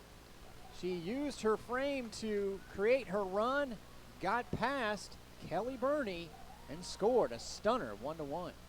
Good through ball, and like you said, using her body to shield off that defender. Again, I go back to creating space, because when you're in the box and you have defenders collapsing on you, you have to find a way to be a little bit creative and take those opportunities. And for her right there, picked her head up and was able to find that spot at the back post. And they always say back far post is always a goal. Nice driven hard shot. Goalkeeper was there, but it was just a better shot. So we have now every game that's being played in the conference tied up right now, including ours. Sydney Nasello looks for an immediate response. She gets in. Low shot, and it's in! What an answer! Houston fell asleep. They've been letting Sydney Nasello run in all night. That that time you could tell she had a shot lined up, went near post, and 30 seconds later, the Bulls are back ahead. Unreal. Unreal. Just got the ball from about 40 yards out and started making a run. And like you said, it looked like the Houston defense, midfield, all fell asleep. But that's the time you're most vulnerable. Right after you score, you kind of settle in and get a little bit comfortable. And you see coaches getting up off the bench saying, let's go, let's go, let's go. This is the time to kind of press because you don't want to have those moments. You kind of get back in the game, and now the momentum is gone. Unbelievable answer. I didn't get it hasn't posted yet the exact time of the Houston goal, but I'm going to project that was not even 30 seconds after Houston tied it up. And I just looked down to see that UConn tied up Memphis, which is a stunning result, by the way, and UCF is tied. We're all tied, and that lasted about 30 seconds. And that's good for the Bulls. Now they have to pick it back up defensively as Houston looks to answer. Abby McGrath almost had it intercepted by Nolan Packer. Fortunately for the Bulls, Andrea Hochstadter's there to calm things down for a moment, but this game has just gotten very uncalm. It'll be a Houston throw near midfield. So right when we get the official times on the two goals, we'll pass those along to you. It was, well, I want to say 49-57 on by memory on the Houston goal, and that was, I think, 50-20 showing. So yeah, it was around 20 seconds. Crazy, crazy stuff. Marcelo unassisted, her fourth goal, but her first goal in conference play. She scored the hat trick against Florida College. That was the game, and if you're wondering back in Houston or anywhere else why the Bulls have played so fewer overall games, they had 3 weeks, or almost had 3 weeks between games due to a regular rainout up in Maryland, and then a hurricane-caused rainout. They added a game that they won 11-0. Katie Kitchen, nice drop pass to Hochstadter. That's a chip shot, and Estepare knocks it over. I think that one was ticketed for the upper 90, but great job by the Cougars keeper. Yeah, way to come out, way to have some presence in the box there, and great reaction just to be able to parry that ball away and get it away from traffic, on the other side of the goal. I'm a little mad you beat me to using the word parry. It's a rule you have to say that one time a game. You beat me to it. You've shown a veteran move right there. and really, does anyone say parry outside of describing a goalkeeper in soccer? Would you ever use that word in any other walk of life? Parry. No. I'm going to see if you can try and work it into just regular conversation. Anyway, gets parried out for a corner. Hochstadter, a high ball that's going to drift onto the head of Nasello. And she does not have the tallest frame on the roster. That head on the ball pretty well, but wide right for a goal kick. I knew playing FIFA all those years would come back in handy. Clearly. Listen, there's so many soccer terms we soccer people have to sort of fess up and admit that it's kind of our own language. Yes. Bulls try to see this one out. What other sport do you say that in? None. Even in other sports where that actually happens, like hockey. Katie Kitching, that looked like a hockey scrum up against the board, except it was in the middle of the field, and that might be a card as Pelletier LaRoche grabbed and pulled down Lauren Flowers. And I think the Bulls are fortunate this is not a card handing out sort in the middle wearing yellow, because that was an absolute grab of a jersey. It wasn't violent or anything like that. It was definitely intentional. Yeah, noticeable for sure. The Bulls responding instantly to a Houston goal roughly 20 seconds unofficially later. Sydney Nasello had an assist earlier on the Sabrina Wagner goal and lead 2-1 now. Still plenty of time left in this game, 40 minutes plus, 35 minutes plus. Math is not my subject. There's Brasha getting the ball for the first time, and boy, she's got that assist gene because her pass was right in the running lane of Jasmine Grant, but this time Kelly Burney was ready to take it from Grant. Wagner pressed up by Brasha. Nice ball. As Pelletier LaRoche made herself available, and now she beautifully switches the field to the left to Blethen. Much quicker pace in the second half. I think that, sometimes it takes another goal to wake you up, right? And I think that might be what happened to the Bulls, and it was in their advantage. Sometimes 1-0, you might feel comfortable based on the fact that you're supposed to beat the other team, and that's nothing against Houston. They're having a fine season, but I think that Bulls snapped the Bulls back into this game. And ironically, giving up one has gotten them, even though it's the same margin, feeling a little bit better and looking a little bit better. Wagner, a good-looking long pass from Blethen. Slots it to McGrath, looked to chip it back to a player who wasn't there, but good idea. Someone had run onto it. Now, Ball goes out of bounds for a Houston throw, and Cougars look like they're ready to make some mass substitutions here. Actually, it's a USF throw, so they'll have to wait. They've got 3 players up in front of us. Georgie Dolance, a senior out of Vegas. Looks like she is imminently ready to pop into the game, as is Desiree Bowen back into the game. They are waiting for the next chance to right now. 55 minutes exactly. Also, Morgan Good, a freshman out of Katy, Texas, will be the third stop for Houston. 2 players out of Katy, Texas. Yeah, Houston. absolutely. We're in Sydney, USF. I would imagine they would draw a lot from that part of the country. Including from Florida. I think they have one on their team, freshman from Jacksonville, Blake Johnson. I haven't seen her. I don't think she's really gotten much action this year, but obviously Florida, a good spot for soccer. One of those many on the Bulls roster. Sydney Nasello has been a huge factor here tonight. Goal and assist. She's had it dispossessed, though. It'll be Cheyenne Dennis, who played down in the south part of the state. An outstanding American Heritage program. She and Cello went up against each other in some wild state tournament games, always in the Final Four. But they're friends now. The Bulls up 2-1. Kelly Burney into action in the second half.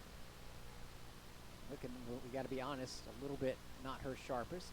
Maybe sitting out the first half. I'm sorry, I just laughed as the referee was making his point for his call and his reason for his call, and described an arm being shoved outwardly and hit Andrea Hochstarter in the face while he was making his point. Unintentionally, of course. Andy's reaction was bemused. Cheyenne Dennis on the, not much of a free kick, just getting the ball restarted here over to Bree Bleckman. Oh, Vienne sneaks out on the left side, sneaks around. Boy, you got to watch out if you're Houston. She's looking for a pass. Oh, it drops it off, and a little bit too much for Hochstarter. Boy, that was all the way the right idea. And when you're Evelyn Vienne drawing the defense like that, someone's going to be open. It was Hochstarter, but a little bit on the misconnect. Little heavy there on the touch, but great idea. Oh, Hochstarter, if she had run onto that ball, would have been a goal for sure. Good pass by Brasha over to Grant. Fortunately, a little too heavy there, and Grant had to chase it back down. Houston in danger here for the Bulls. Kelly Burney, though, there to head it away. First big defensive play of the night for her. Houston looks to reset. Bulls charging down on Houston and getting it away. Great job there by Sabrina Wagner and Katie Kitchen following her up. It was Julissa DePauli with a chance there, but Wagner took it right from her. Scary moment. Yeah. Good cross. Had that angled ball been a little softer there on the pace, that might have been another goal-scoring opportunity for the Cougars. Houston Cougars started off their season, played an interesting schedule, a lot of teams in Texas, but also went out to Colorado and California for some games that built their strength up. Ellen being offside there. Gets touched down. She didn't really appreciate that, but fine. So they went out to play Cal Baptist and Riverside, lost a couple of one-goal games and won in overtime. And then right before conference, they went out to Colorado to play Air Force, tied 2-2, and then lost in double overtime to Colorado College. But when they started off conference play, beat UConn at home, lost a tough one to Temple, and then that big win at ECU. If there's one result that puts them into the conference tournament, that's probably going to end up being it. But again, follow that up with a late goal surrender to Cincinnati, had to settle for a tie. Ooh, Kelly Burney and Jasmine Grant, another collision incident. No call there. But yeah, that game, when you think you're about to win 2 in a row on the road, the first road weekend in conference, and be 3-1 in the conference, and you give up a goal on a penalty kick with 2 seconds on a saved penalty, by the way, that got rebounded in. That's harsh. And that's one of those that you just, as a coach and as a team, you hope it doesn't come back to haunt you. Unfortunately, you could see it coming, and we hope we're wrong for Houston's sake, obviously, but they followed that up by having to play Memphis, and that was a 4-0 defeat. But they bounced back in their most recent game a week and a half ago against Tulsa. Oh, we have the foul throw. You don't hardly ever see that get called, but it just got called against Houston. The rule is you basically have to at least sort of have the ball above your head. You can't shove it in. You can't put it off to the side. And you got to drag the toe, keep your feet on the ground. Right. That was the arm motion, the upper body portion of it, not the lower body portion of it. It's got to be pretty drastic for a ref to call it because, frankly, they're never looking at it. It's got to be like, whoa, that wasn't right. In fact, the last USF men's game, Temple definitely had a foul throw, but it didn't even get called, and there was only just a mild complaint because it's just never called. As we get near an hour mark here, 2 goals quickly around the 50-minute mark, one by Houston to tie it from Jasmine Grant, but a quick response by Sydney Nasello has the Bulls back on top of this one, 2-1. Kelly Burney didn't get the start. She is in the center of that defense with Cheyenne Dennis. The outside backs, Bree Blythe and Sabrina Wagner, have been a big part of the game tonight. Wagner scoring a goal and now coming up to supply a good pass to Aubrey McGrath. There was a little bit of hesitation. She might have thought she was offside. She's going to get around her defender, try and keep it in. 3 people on her. Someone might be open. It was Katie Kitching, but that was intercepted as well, and McGrath is going to get called for a foul, which is the absolute right call. You know, she's spunky. When the outcome of the play doesn't exactly go the way she had planned it, it might exhibit itself in some outward frustration. Let's just say it nicely. I mean, that was definitely a push. So the other games we mentioned tonight, already in the book. Temple with a big win against Tulsa. Again, those are the 2 teams just below, outside the top 6. Top 6 is where you got to finish to get into the conference tournament out of 10 teams. So right now, the winner of that game, Temple, is tied with Houston for 4th, but the teams technically in 6th and 7th are just 1 point behind both of those teams. So it is going to be a big bunched up situation. And fortunately for the Bulls, if they can hang on to this lead, they're going to be clear of that pack with just 2 games left. And the whole trick from there, obviously, is to get into the tournament, but if you can, be that top seed and get to host it. And I don't know, I get the sneaky suspicion that USF-UCF game next weekend here in Tampa might just decide who gets that number 1 seed. You bet. I'm trying to shield my emotions, trying to not already start thinking about how they're going to be. And I'm just calling the game. The players are the ones that really have to worry about their emotions. But that's a couple of steps away. As there was another foul throw-in called on USF. We've seen 2. We're on a roll here. But yeah, Denise Schulte-Brown said her husband/assistant coach had an actual physical layout for them yesterday, showing them it's got to be 1 step at a time. And so that step right now has the Bulls on top of Houston, 2-1. Desiree Bone, who's been swallowed up pretty good, gets loose in the center of the field, trying to build up a head of steam. And nice ball off to Brasha. 4 on 3 now. Brasha in the center. She's their assist person. Lays it off to Bowen. She's their goal person. That's a good-looking shot. And it's right to Martinez, and it gets past her and in. Unbelievable. Oh, you just don't expect to see that. Sydney Martinez had the ball, and I don't know if she was a little off balance, thinking it was going to go one way, and she just barely had a grip on it. Delbert, either way, it's tied at 2 with plenty of time left, less than a half an hour. And again, the setup there from their assist player. Great weighted pass into the space on the right side of the box. Not the best of shots. Near post. Goalkeeper's there. I couldn't really tell from this angle. Maybe just a bad bounce or something, mishandling, thinking you have it and you really don't, but just got out of her hands. And unfortunately for the Bulls now, 2-2 game. Yeah, if you're watching us, wondering if the conditions are bad, no, it was just one that Martinez, I don't think she was square to it, but still, that's a save that she would admit readily, I'm positive, would make. But now the Bulls have to score again to get this lead back. 2-2 as that, you got to keep trying, and Desiree Bowen, to her credit, did. That's her 7th goal of the year. And now the Bulls are having to fight back. Got their starting lineup essentially out there to do it with. The old saying, sometimes it's better to be lucky than good. Right there, not the best of shots, but hey, it's in the back of the net and they all count. And she did put it on for in. That's the whole concept behind that. Bulls have a 12-4 shot advantage, but 2 of Houston's have gone in. Evelyn Vienne, boy, Houston's marking her so much that she gets fouled in the middle of the pitch, but she's also perhaps going to get a card for her response to getting fouled. Houston's coaches are being told to pipe down because that's a Houston fan. I think he's right, by the way. If you want the coaches to calm down, you probably should be a little bit more couth But listen, this referee is doing the way he thinks it needs to be done to calm both sides down. And again, no card.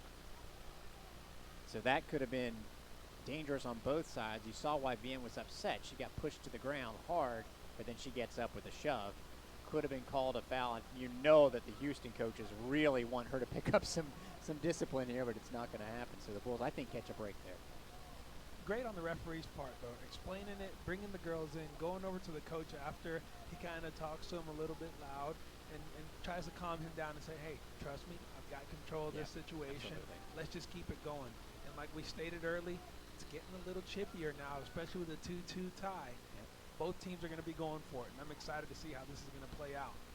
Hassan Belnahia really doing a good job of making sure to take over situations. And I agree with what you said. You know, when you've got several coaches yelling at you, and your main point is the official saying, I saw what happened. Correct. I've got this. I don't need you to tell me what happened. I was watching it. I think that was one part of his point as well. Oh, nice ball. Long up for Vienne, and Polanco with the pass that's going to lead to a corner kick for the Bulls in the 64th minute here. But Houston having drawn back level for the second time this half, and they were ready for a response this time, but it's still going to go out of bounds for a corner. The Bulls' fourth of the night. Andrea Hochstadter, of course, taking them all. Elsewhere in the conference, the SMU-UCF score is interesting, 0-0. If everything ends up with a draw tonight, we're back where we started. Believe me, Houston would be fine with that. I think if you gave them one right now, they would take it. Absolutely. But there's still 25 minutes left in regulation and another 10, so really a half of soccer before we're to that point. Hochstadter on the corner. Good looking ball. Goalie can't claim it. Rising up for the header is Blethen, and boy, she skied it over. That was in the goal range for her, and it was well over, though. Credit to Houston, though. Coming in here, it seemed like to play a very sound defensive game and take their opportunity when it presented themselves. And they pushed up the field. They picked their poison. They're waiting for the right moments. And they've connected on a couple through passes and created opportunities, and they find themselves in a really good position. Like we said, a tie for them right now is pretty much a win. Absolutely. And you're right, picking their spots, knowing that they have the players that can score. And now they can sort of settle back a little bit. Again, a draw would be fine for them, but they will take their chances when they're there. I think the Bulls are in the opposite mindset right now. They want to win this game. Aggressively. Sydney Nasello has been that way. Now she's drawing the defenders, 4 around her, and she knocks it back to Polanco, up to Hochstadter, center of the park. Tries to find Emma Davies, who came in for Katie Kitching just a minute ago. Sabrina Wagner holds it for Pelletier-LaRoche. She's got possibly Davis, but back to Wagner. Runner in McGrath on the right side, set up the wing to Pelletier-LaRoche, and just a missed time pass there with McGrath, who again was making herself available. But you like to see that. Hochstadter fouled. And that's a critical call because that's one that this official hasn't always been calling. And Jasmine Grant would have been in, or at least had a sniff of being in. Instead, as we hit 66 minutes into the game, Andrea Hochstadter from about 50 yards away. This is almost like a corner kick. A little bit further away, but she's capable of driving it into that 10-yard area of the penalty box. I like this range. You can set up a lot of creative plays to get your goal scores on the end of these balls if they're served right. And there's a good one in from Blethen. Again, gets her head on it, but this time wide left. That would have been a less optimal scoring angle than the corner kick that was just a couple of minutes ago. So the Bulls back knocking on the door. Houston back making substitutes. Amy Wynn coming in along with Natalie Anderson. Cougars going with the fresh leg approach, and even though it's warm in Texas, as Florida humidity is a different story. Been off the field for 10 days as they have, sort of running right back into the thick of things. Humidity's case quite good. 67 minutes gone now. Bulls and Houston tied at 2. It has been a wild second half after what frankly looked like a reasonably comfortable situation for the Bulls at the break. That has all changed thanks to goals from Jasmine Grant, Desiree Bowen. Another foul called this time against the Bulls. High kick, I believe. Cleats came up a little too high there. So, mentioned the other games going on, that SMU-UCF game being tied. Memphis has gone back ahead of UConn. say Memphis was the one extra game that they can play, so that's worth filing away. I'm not sure on that because they come in 3 points behind the Bulls in the ninth. Doesn't matter if the Bulls don't get another near the end, but we'll figure that if that's the case. Evelyn Vienne in the middle of the park, over to Sydney Nasello, chips it back to Vienne. Fortunately for Houston, they were there to get it, but McGrath, they thought handled the ball, didn't. Oh, there's a push from McGrath. Goodness, that's got to be it.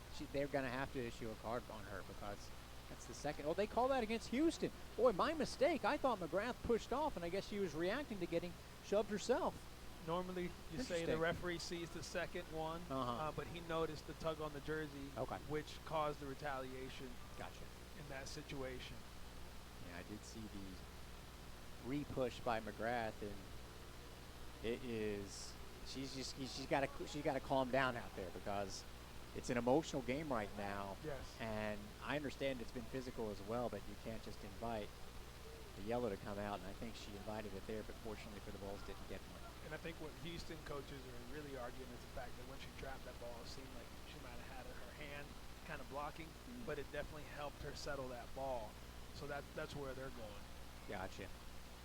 All right, this one is going into the center from Hochstadter. Off that free kick, it's rolling around into the middle of the net. It's a goal for the Bulls. That looked like McGrath. Ball was played into her. It's 3-2 Bulls. It was an easy put away. Trying to see who gets up on that other end. Who is the one who made the pass. Unbelievable effort. Yeah, I think that was Wagner with the pass. Let's make sure we're right on this, but it looked like it was Wagner who everyone was picking up for diving basically to get the ball as it was going out and then feeding McGrath for the goal. It's 3-2. So I guess that foul call turned out to be pretty pivotal in many ways. Set pieces are always dangerous. And what you love in that situation is no one really went to the ball. The ball's just kind of rolling out of bounds. It's one of those that you expect the goalkeeper to come out and get, or a defender to just go and clear away. And she saw that no one's running to the ball. Just takes an opportunity to get in there and just throws one across the face of the goal, hoping for the best. And guess what? Teammates standing on the mouth of the goal, an easy little tap in. They don't come easier than that. It was Wagner McGrath, who just had the tap in, ran over to. Wagner was still prone on the turf to hug her and congratulate her. So Sabrina Wagner with a goal, and really that goal was hers. It's an assist that she rightfully gets, but what a massive game she's played along with her fellow youngster from Pasco County, Sydney Nasello, also has a goal and an assist, and now it's back to 3-2. What a wild game, Delbert. A wild one here. A lot of goals, a lot of action. Interesting, the last game that we were a part of happened to go. You're the goal guy. 3-2. You know, Delbert Alvarado does not stand for any 0-0. And right on the comeback, Jasmine Grant, but this time Sydney Nasello came back from up top to say, I'm going to stop that right now. It's Houston ball, though. And there are still 21 and a half minutes left in this game. So the Bulls' defensive players have been big in this one, notably Sabrina Wagner. Defense has kind of been an interesting story tonight with Kelly Birdie missing the first half. Wow, this is interesting. SMU has just gone up on UCF 1-0.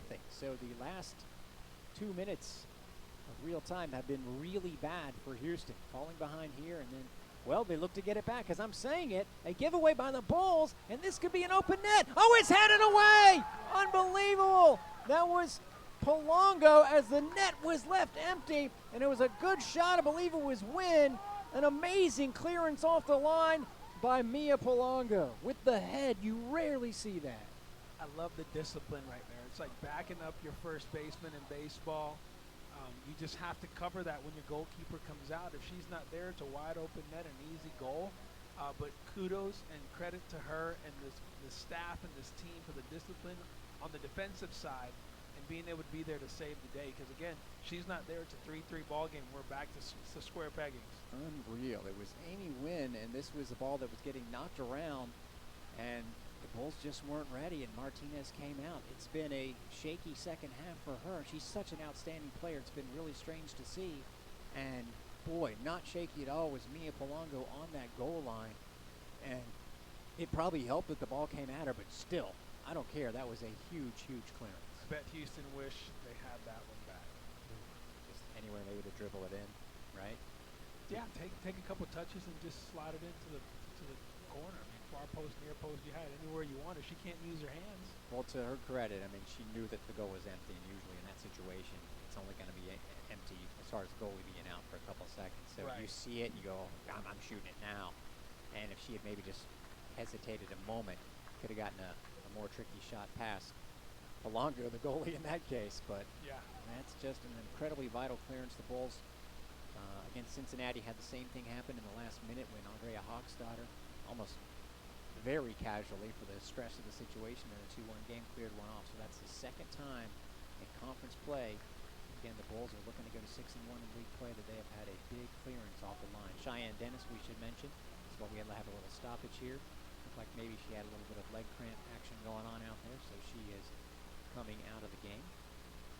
And she looks like she's going to be okay. Go right for the fluids.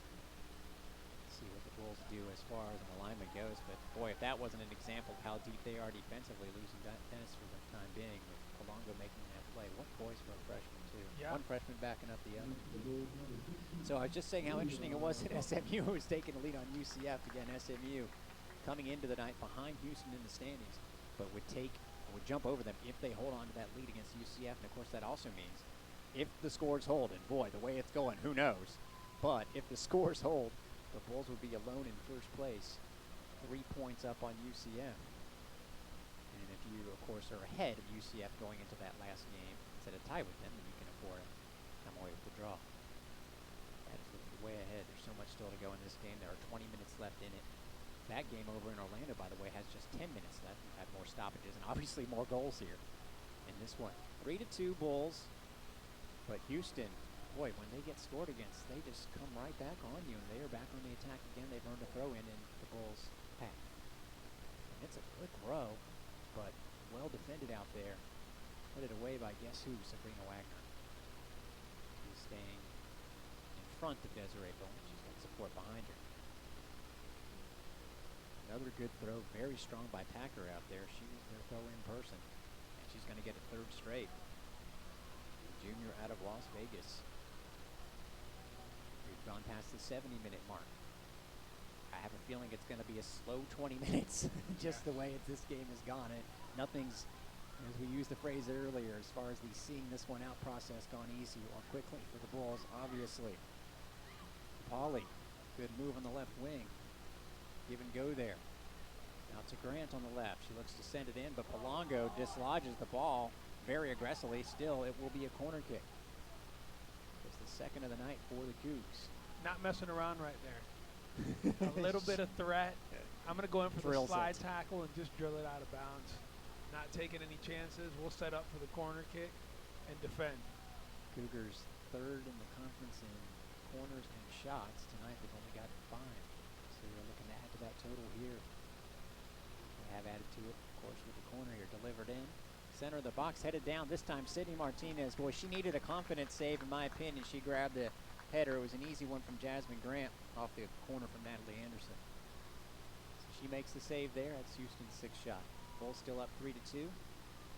18 and a half minutes left to go. Oh, Emma Davies is on the right wing just waiting for a delivery, but the Bulls not wanting to make the pass too hastily. Hochstadter looking up that way. She's got calling for the ball, Olivia Cook. That's another defensive player talented for the Bulls who has come in for Dennis. Her first delivery is a good one off the left side over there. It looks like McGrath, the goal scorer that has the Bulls on top. Ball gets shielded away nicely by Houston. By Packer. She is something else. Nolan Packer. Used to that 5'4", but unintended, packs a lot of power in that frame. Unbelievable. Good that we had a couple of minutes here to catch our breaths, gentlemen. It's been that exciting of a game. Yes. And we hope it, as we said in the pregame, if you weren't listening, just ends up being 90 tonight. These Cougars have had a knack of drama. And I got to say, well, let's let this play out because Evelyn Vienne's on the end of the ball. And she's always a threat to score. But that time, good defense by Houston. Real tight defense. And let's see who wins the throw. The Bulls win the throw. Good job there by Morgan. Good. No, Houston wins the throw.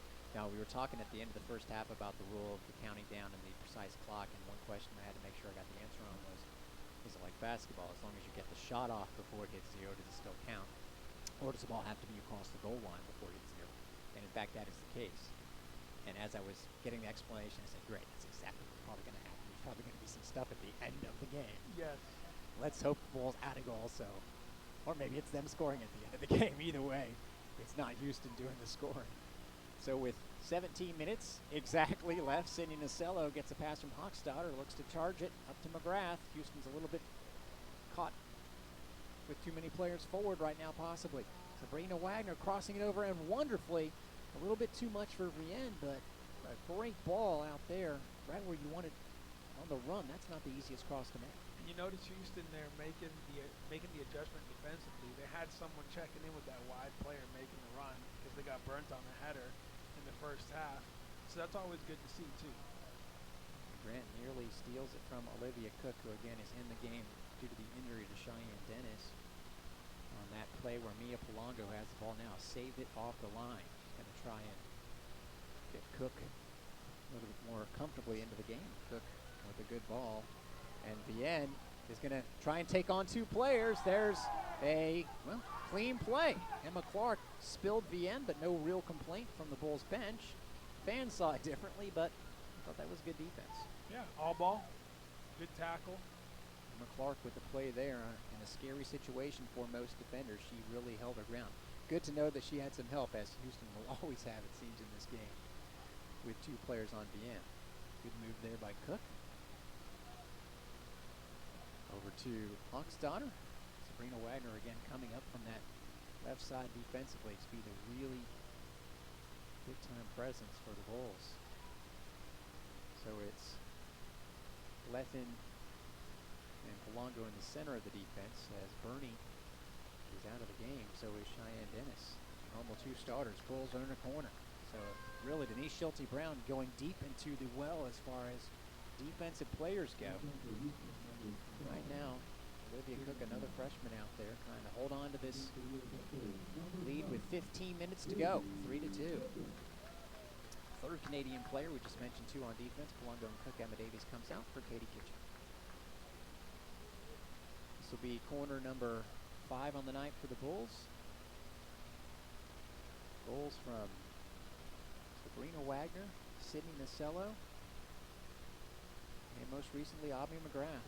Every time giving the Bulls a 1-goal lead. Katie Kitching, a nice move in space, gets into the box. Good cross, goes off a Houston player, still alive, but cleared away. Oh, I thought Evelyn Vienne, I don't know, Delbert, do you think she had a shot that she decided to pass up there and lay it on? A little bit of hesitation, and it looked like she thought someone else had a better opportunity, better angle at it, and so no one stepped, you know. It was a great work by Katie Kitching. Some of her best creating that I've seen this year. Sophomore, just again a long list of Bulls that can provide not just good creativity, but a lot of speed out there as well. Houston gets the ball back. We hit 14 minutes left to go in the game. Oh, a little bit too strong there for Houston, and committing a foul as she couldn't catch up to the ball was Caitlin Wild. Olivia Cook with a quick restart approach over to Hochstadter. Sabrina Wagner has played more in the attacking half of the field really than the defending half of this game. At least that's how it looks. And it's been great. She flew in for a goal and created one with her assist most recently. Coming in 69th minute. We are in the 77th now. Bulls taking their time right now. Polanco up to Cook. Nice move. Sees a cutting Nasello. Nasello, a back heel pass right to Cook. She looked to shovel it off to Vienne. Boy, Nasello called that play. She orchestrated the pass from Cook and backheeled it right back to her. One of the prettiest give and goes you'll ever see. The Bulls just didn't have numbers there. And there's Evelyn Vienne having to do some work to maintain possession as she fell down on top of the ball but kept her foot on top of it. That was poised right there. Katie Kitching drops it back to a very poised Mia Polanco. As I'm saying that, she almost sent it right to a Houston player, but had enough pace on it to get over the read left. The Bulls now in Houston's half the field, back onto their own. You gotta love Nasello's energy, her that workhorse on the field that gets involved with every play, just looking to be around the ball. And like you said, just finding ways to be creative, setting up give and goes, setting up combinations. and really causing havoc for that defense throughout the entire game. Well, Houston's defense has switched more onto her, especially since that goal that they laid off of her right after tying the game and won. That's why Nacella hasn't gotten into space as much as she would like. Foul called about 30 yards from goal, so Houston has an opportunity here, not really for a shot, but for a service by Natalie Anderson. She's a corner kick taker and obviously their long free kick taker. On the right side, Evelyn Vian's going to stand 10 yards away from her, make sure she has to put it over her head. Desiree Bowen, very dangerous at the top of the box. One Houston player is extraordinarily offside. The Bulls are just going to let her stay there. Now she dead legs it, and the ball's into the middle where Sydney Martinez grabs it. I never understand that. I know that the rule is if you're not actively in the play, but just giving up a spot on the field if you go that route. That's what Houston just did. Katie Kitching on the right side. Back to Olivia Cook. Keeping an eye on Cheyenne Dennis. She looks like an interception there by Bowen. Dennis just out of the game on defense. Ooh, a dangerous ball, but fortunately for the Bulls, it wasn't precise from Bowen. Caitlin Wild was sitting there ready to possibly get it. Another ball over for Wild that Houston's going to try and run down. Great effort there by Anderson, and she draws a throw in. A couple of subs coming in for Houston. Cougars once again not giving up. Got to mention the Houston folks tweeted out that assist for Brasha, Mia Brasha, makes her the single-season assist leader all-time at Houston, 8 assists. So good work there by her, and you could see that it's no accident. No. She's just always finding little windows and gaps in between the defense to play that ball in the space, and they just seem to be ahead of the play before it even develops. She's kind of seeing it happen and playing that ball so her teammates can run onto. So she assisted the second tying goal that we've had in this game, but the Bulls have answered both times that Houston has tied it up. Long throw, Packer outstanding, but good work also. Pelletier LaRoche coming back. Bulls having to do some defense. Speaking of that, Cheyenne Dennis is getting ready to come back in the game for the Bulls. Jumping up and down to try and get those legs back working. Ooh, Houston player fell down in the box. Fortunately, she did the arm hooking there, so no complaints from Houston. It'll be a kick for the Bulls. Well, this is certainly a big-time score in the conference. UCF loses at home to SMU. We were afraid that the Bulls were looking ahead. Maybe UCF was, but not only is it a big-time result that could help the Bulls, but it really helps SMU. And if this score stays, it really is hurtful to Houston. We'll run down the standings. Let this game play out first before we say what it might do. But let's just say this. If the Bulls exit the night 3 points in first place, then in a crazy twist, they could actually possibly wrap up the conference before they play UCF. But let that happen first, because the ball is played in, and Bowen is always in that top of the box area, just lurking. That time it got past her, and Sydney Martinez will grab it. It stays 3-2 with 8.5 minutes left. And for Houston, going to play a UCF team at home that just was defeated, that's going to be a little tough. Yeah, and then, of course, SMU comes here on a high. But the Bulls seem to handle those situations pretty well. They've been really good against teams that are on a roll. I think of ECU being the best example, as the Bulls beat them 4-0 after they had won a couple games in a row coming in. And, of course, Memphis, to just go there and win like they did last weekend was a big, big deal for the Bulls. Coaches noticed they got voted up 7 spots into the number 17 spot in the rankings.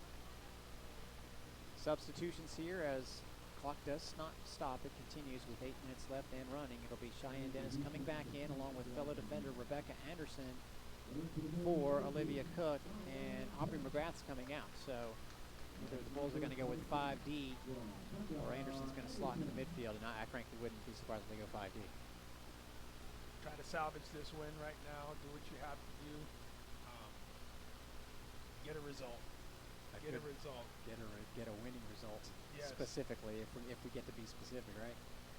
It's the one that we're looking for. And let's keep an eye on Anderson. Yes, she is right in the middle of the field, so that's an interesting situation. Offside there, and good job there. Well worked by the Bulls. As it was Bree Blethyn pulling up on Jasmine Grant to make her offside. You can compare it to the prevent defense in football. A lot of people have their opinions about that. And in soccer, it's kind of the same thing with parking the bus. You know, you're up a goal, game's winding down. Just sit back and defend and kind of doing what Houston was doing early in the game, finding opportunities to maybe go forward, but really just conservative 3-2 lead. And like you said, seeing this one through. I like seeing Thomas Skubluck of the Bulls, the men's soccer team, still here, not leaving early, wants to see this one through himself. Ball gets played out of bounds by Houston, and that'll be a nice time waster. Well, there's ball boys out there. The ball boys are doing their job too well, handing the ball right to the Bulls. They'll throw it in with 6.5 minutes to go. What was the game? Cincinnati, where at the very end, the ball went out of bounds with 15 seconds left. All of a sudden, the ball boys forgot how to do their job. Just sort of let the ball roll on the hill. Ran down. What do you know? Bulls can't run it down right now. They have to play some soccer. 6 minutes and 10 seconds. Ooh, hosed upon hard by Grant was Wagger. She gets rid of the ball. Seems like she might have taken one off the foot there, but still in the play. Pelletier LaRoche, valuable save over to Hogstadter, but Houston wins it back. There's Wynn, who nearly gave Houston its third rebound tying goal, but Mia Palonga was there to clear it off her line.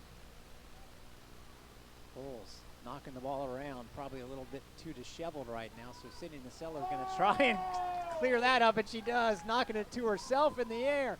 Now rolling it on to Vienne. Going to try a left foot shot, and it gets saved just wide by Estepare. What a move by Sydney Nasello over and around a defender, and then right to Vienne for a good strike. Unbelievable game for her. Unbelievable game for her. I know we've talked about her and the things that she can do create from a creativity standpoint, but it just seems like she's getting stronger. She's finding her groove, really settling in. Something you'd love to see out of a freshman. I mean, talk about that. That was nearly, yes. Seriously, if that goes in, and Sydney could have taken it herself, but Vienne was on the run. That was the right move. Yeah, a corner kick out of all that, by the way, with just less than 5 minutes to go. Hogstadter from the right side. Well defended by Houston. No goal ready to really close on it. Now, Desiree Bowen tries to gain control well into her side of the field. The Houston stand out forward. Sees a running Brasha, and what a great ball out to the right wing, even though Cheyenne Dennis closes down. Chipped pass to Anderson, but running it down herself was Bree Blethyn to knock it out of bounds. Throw in.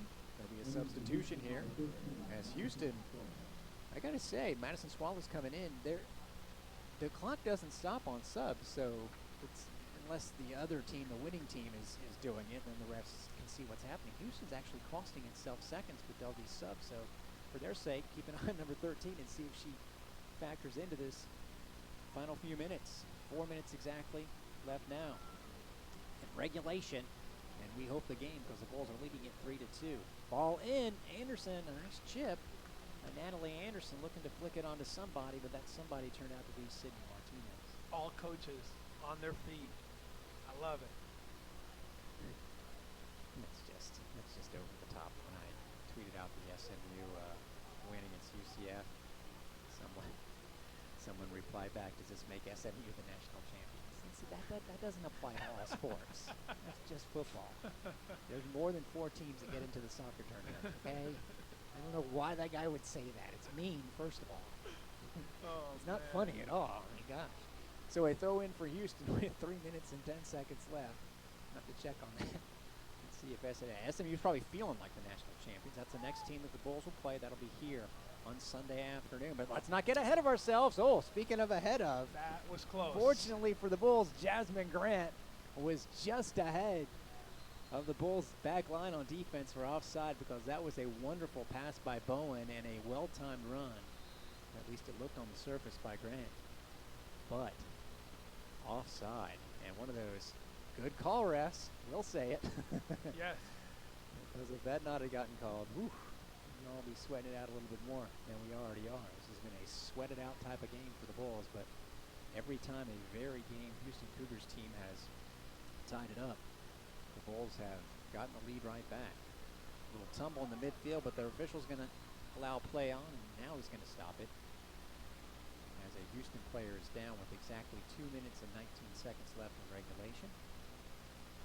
The Bulls will get a free kick out of this, but Chris Brown just pacing the sideline now, talking to his back line, telling him to drop.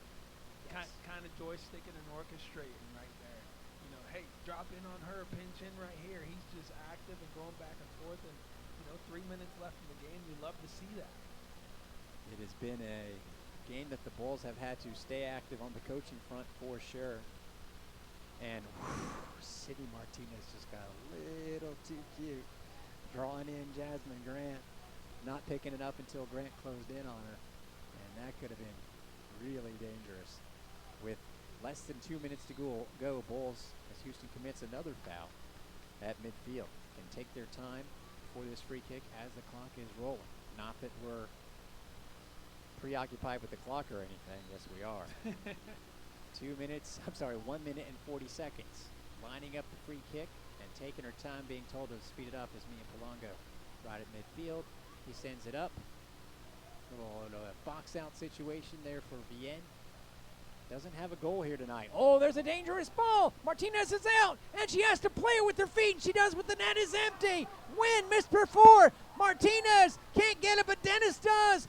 Craziness, as Martinez was well out of her goal and made the initial save with her feet and then had to do it again with Dennis behind her. I think with a minute to go, everybody on the Bulls need to drop back now. That was scary. It's part of soccer strategy, though. You know that they're looking to play that ball into space, so you pull your goalkeeper out a little bit to shrink that gap in between the back line and your goalkeeper. She did the right thing, came out aggressively, but that ball's got to be cleared to the moon. Went to a Houston player. Fortunately for the Bulls, the strike towards goal wasn't what they needed. I think the moon's not out tonight, and that's the problem. Oh. Man, a big push called against Houston in the penalty box, and now with 50 seconds and counting, Sidney Martinez can act like she wants to hurry and get to the ball, but she's going to take her time. So again, Grant was in. Martinez had to come out and make the save without her hands, or it's by her and in the net. She almost got it with her knees, honestly. But then the ball went out to Wynn, who had one shot earlier blocked off the line, and that time with no goalie in the net, just missed it. Now Bowen turns on Dennis with 30 seconds left, but Dennis makes the play. Wynn out to Packer, a ball into the area. Grant tries a volley. It's not to be had, and there's a foul on Houston, and that might do it. With less 20 seconds to go, it was a high kick. Grant had to do that, though, to have a chance, and they, with 10 seconds left, are not going to stop the clock, and there will be no drama at the very, very end, but close enough with a minute to go as the Bulls survive against Houston. 3-2. Aubrey McGrath had the game-winning goal on a setup by Sabrina Wagner. That was in the 69th minute. Bulls got a goal from Wagner in the first half from Nasello. Goals, as it turned out, were scored 37 seconds apart. Houston tying it. 5 minutes into the second half, Jasmine Grant, Nasello with the answer. Again, Houston tied it with less than 30 minutes to go, and the Bulls get the winner after that. But there was a lot to be done, and they did it. And let me tell you, I don't know out of all the great plays we saw tonight, but that effort play by Wagner, getting the ball across to McGrath for an easy tap-in, to me has to be the play of the game. Just an effort play on her behalf to get in there when no one else was moving towards the ball, something that, like I said, you just expect to be an easy routine save, but she beats the goalie and the defender and gets that ball across. It's the difference in the ball game.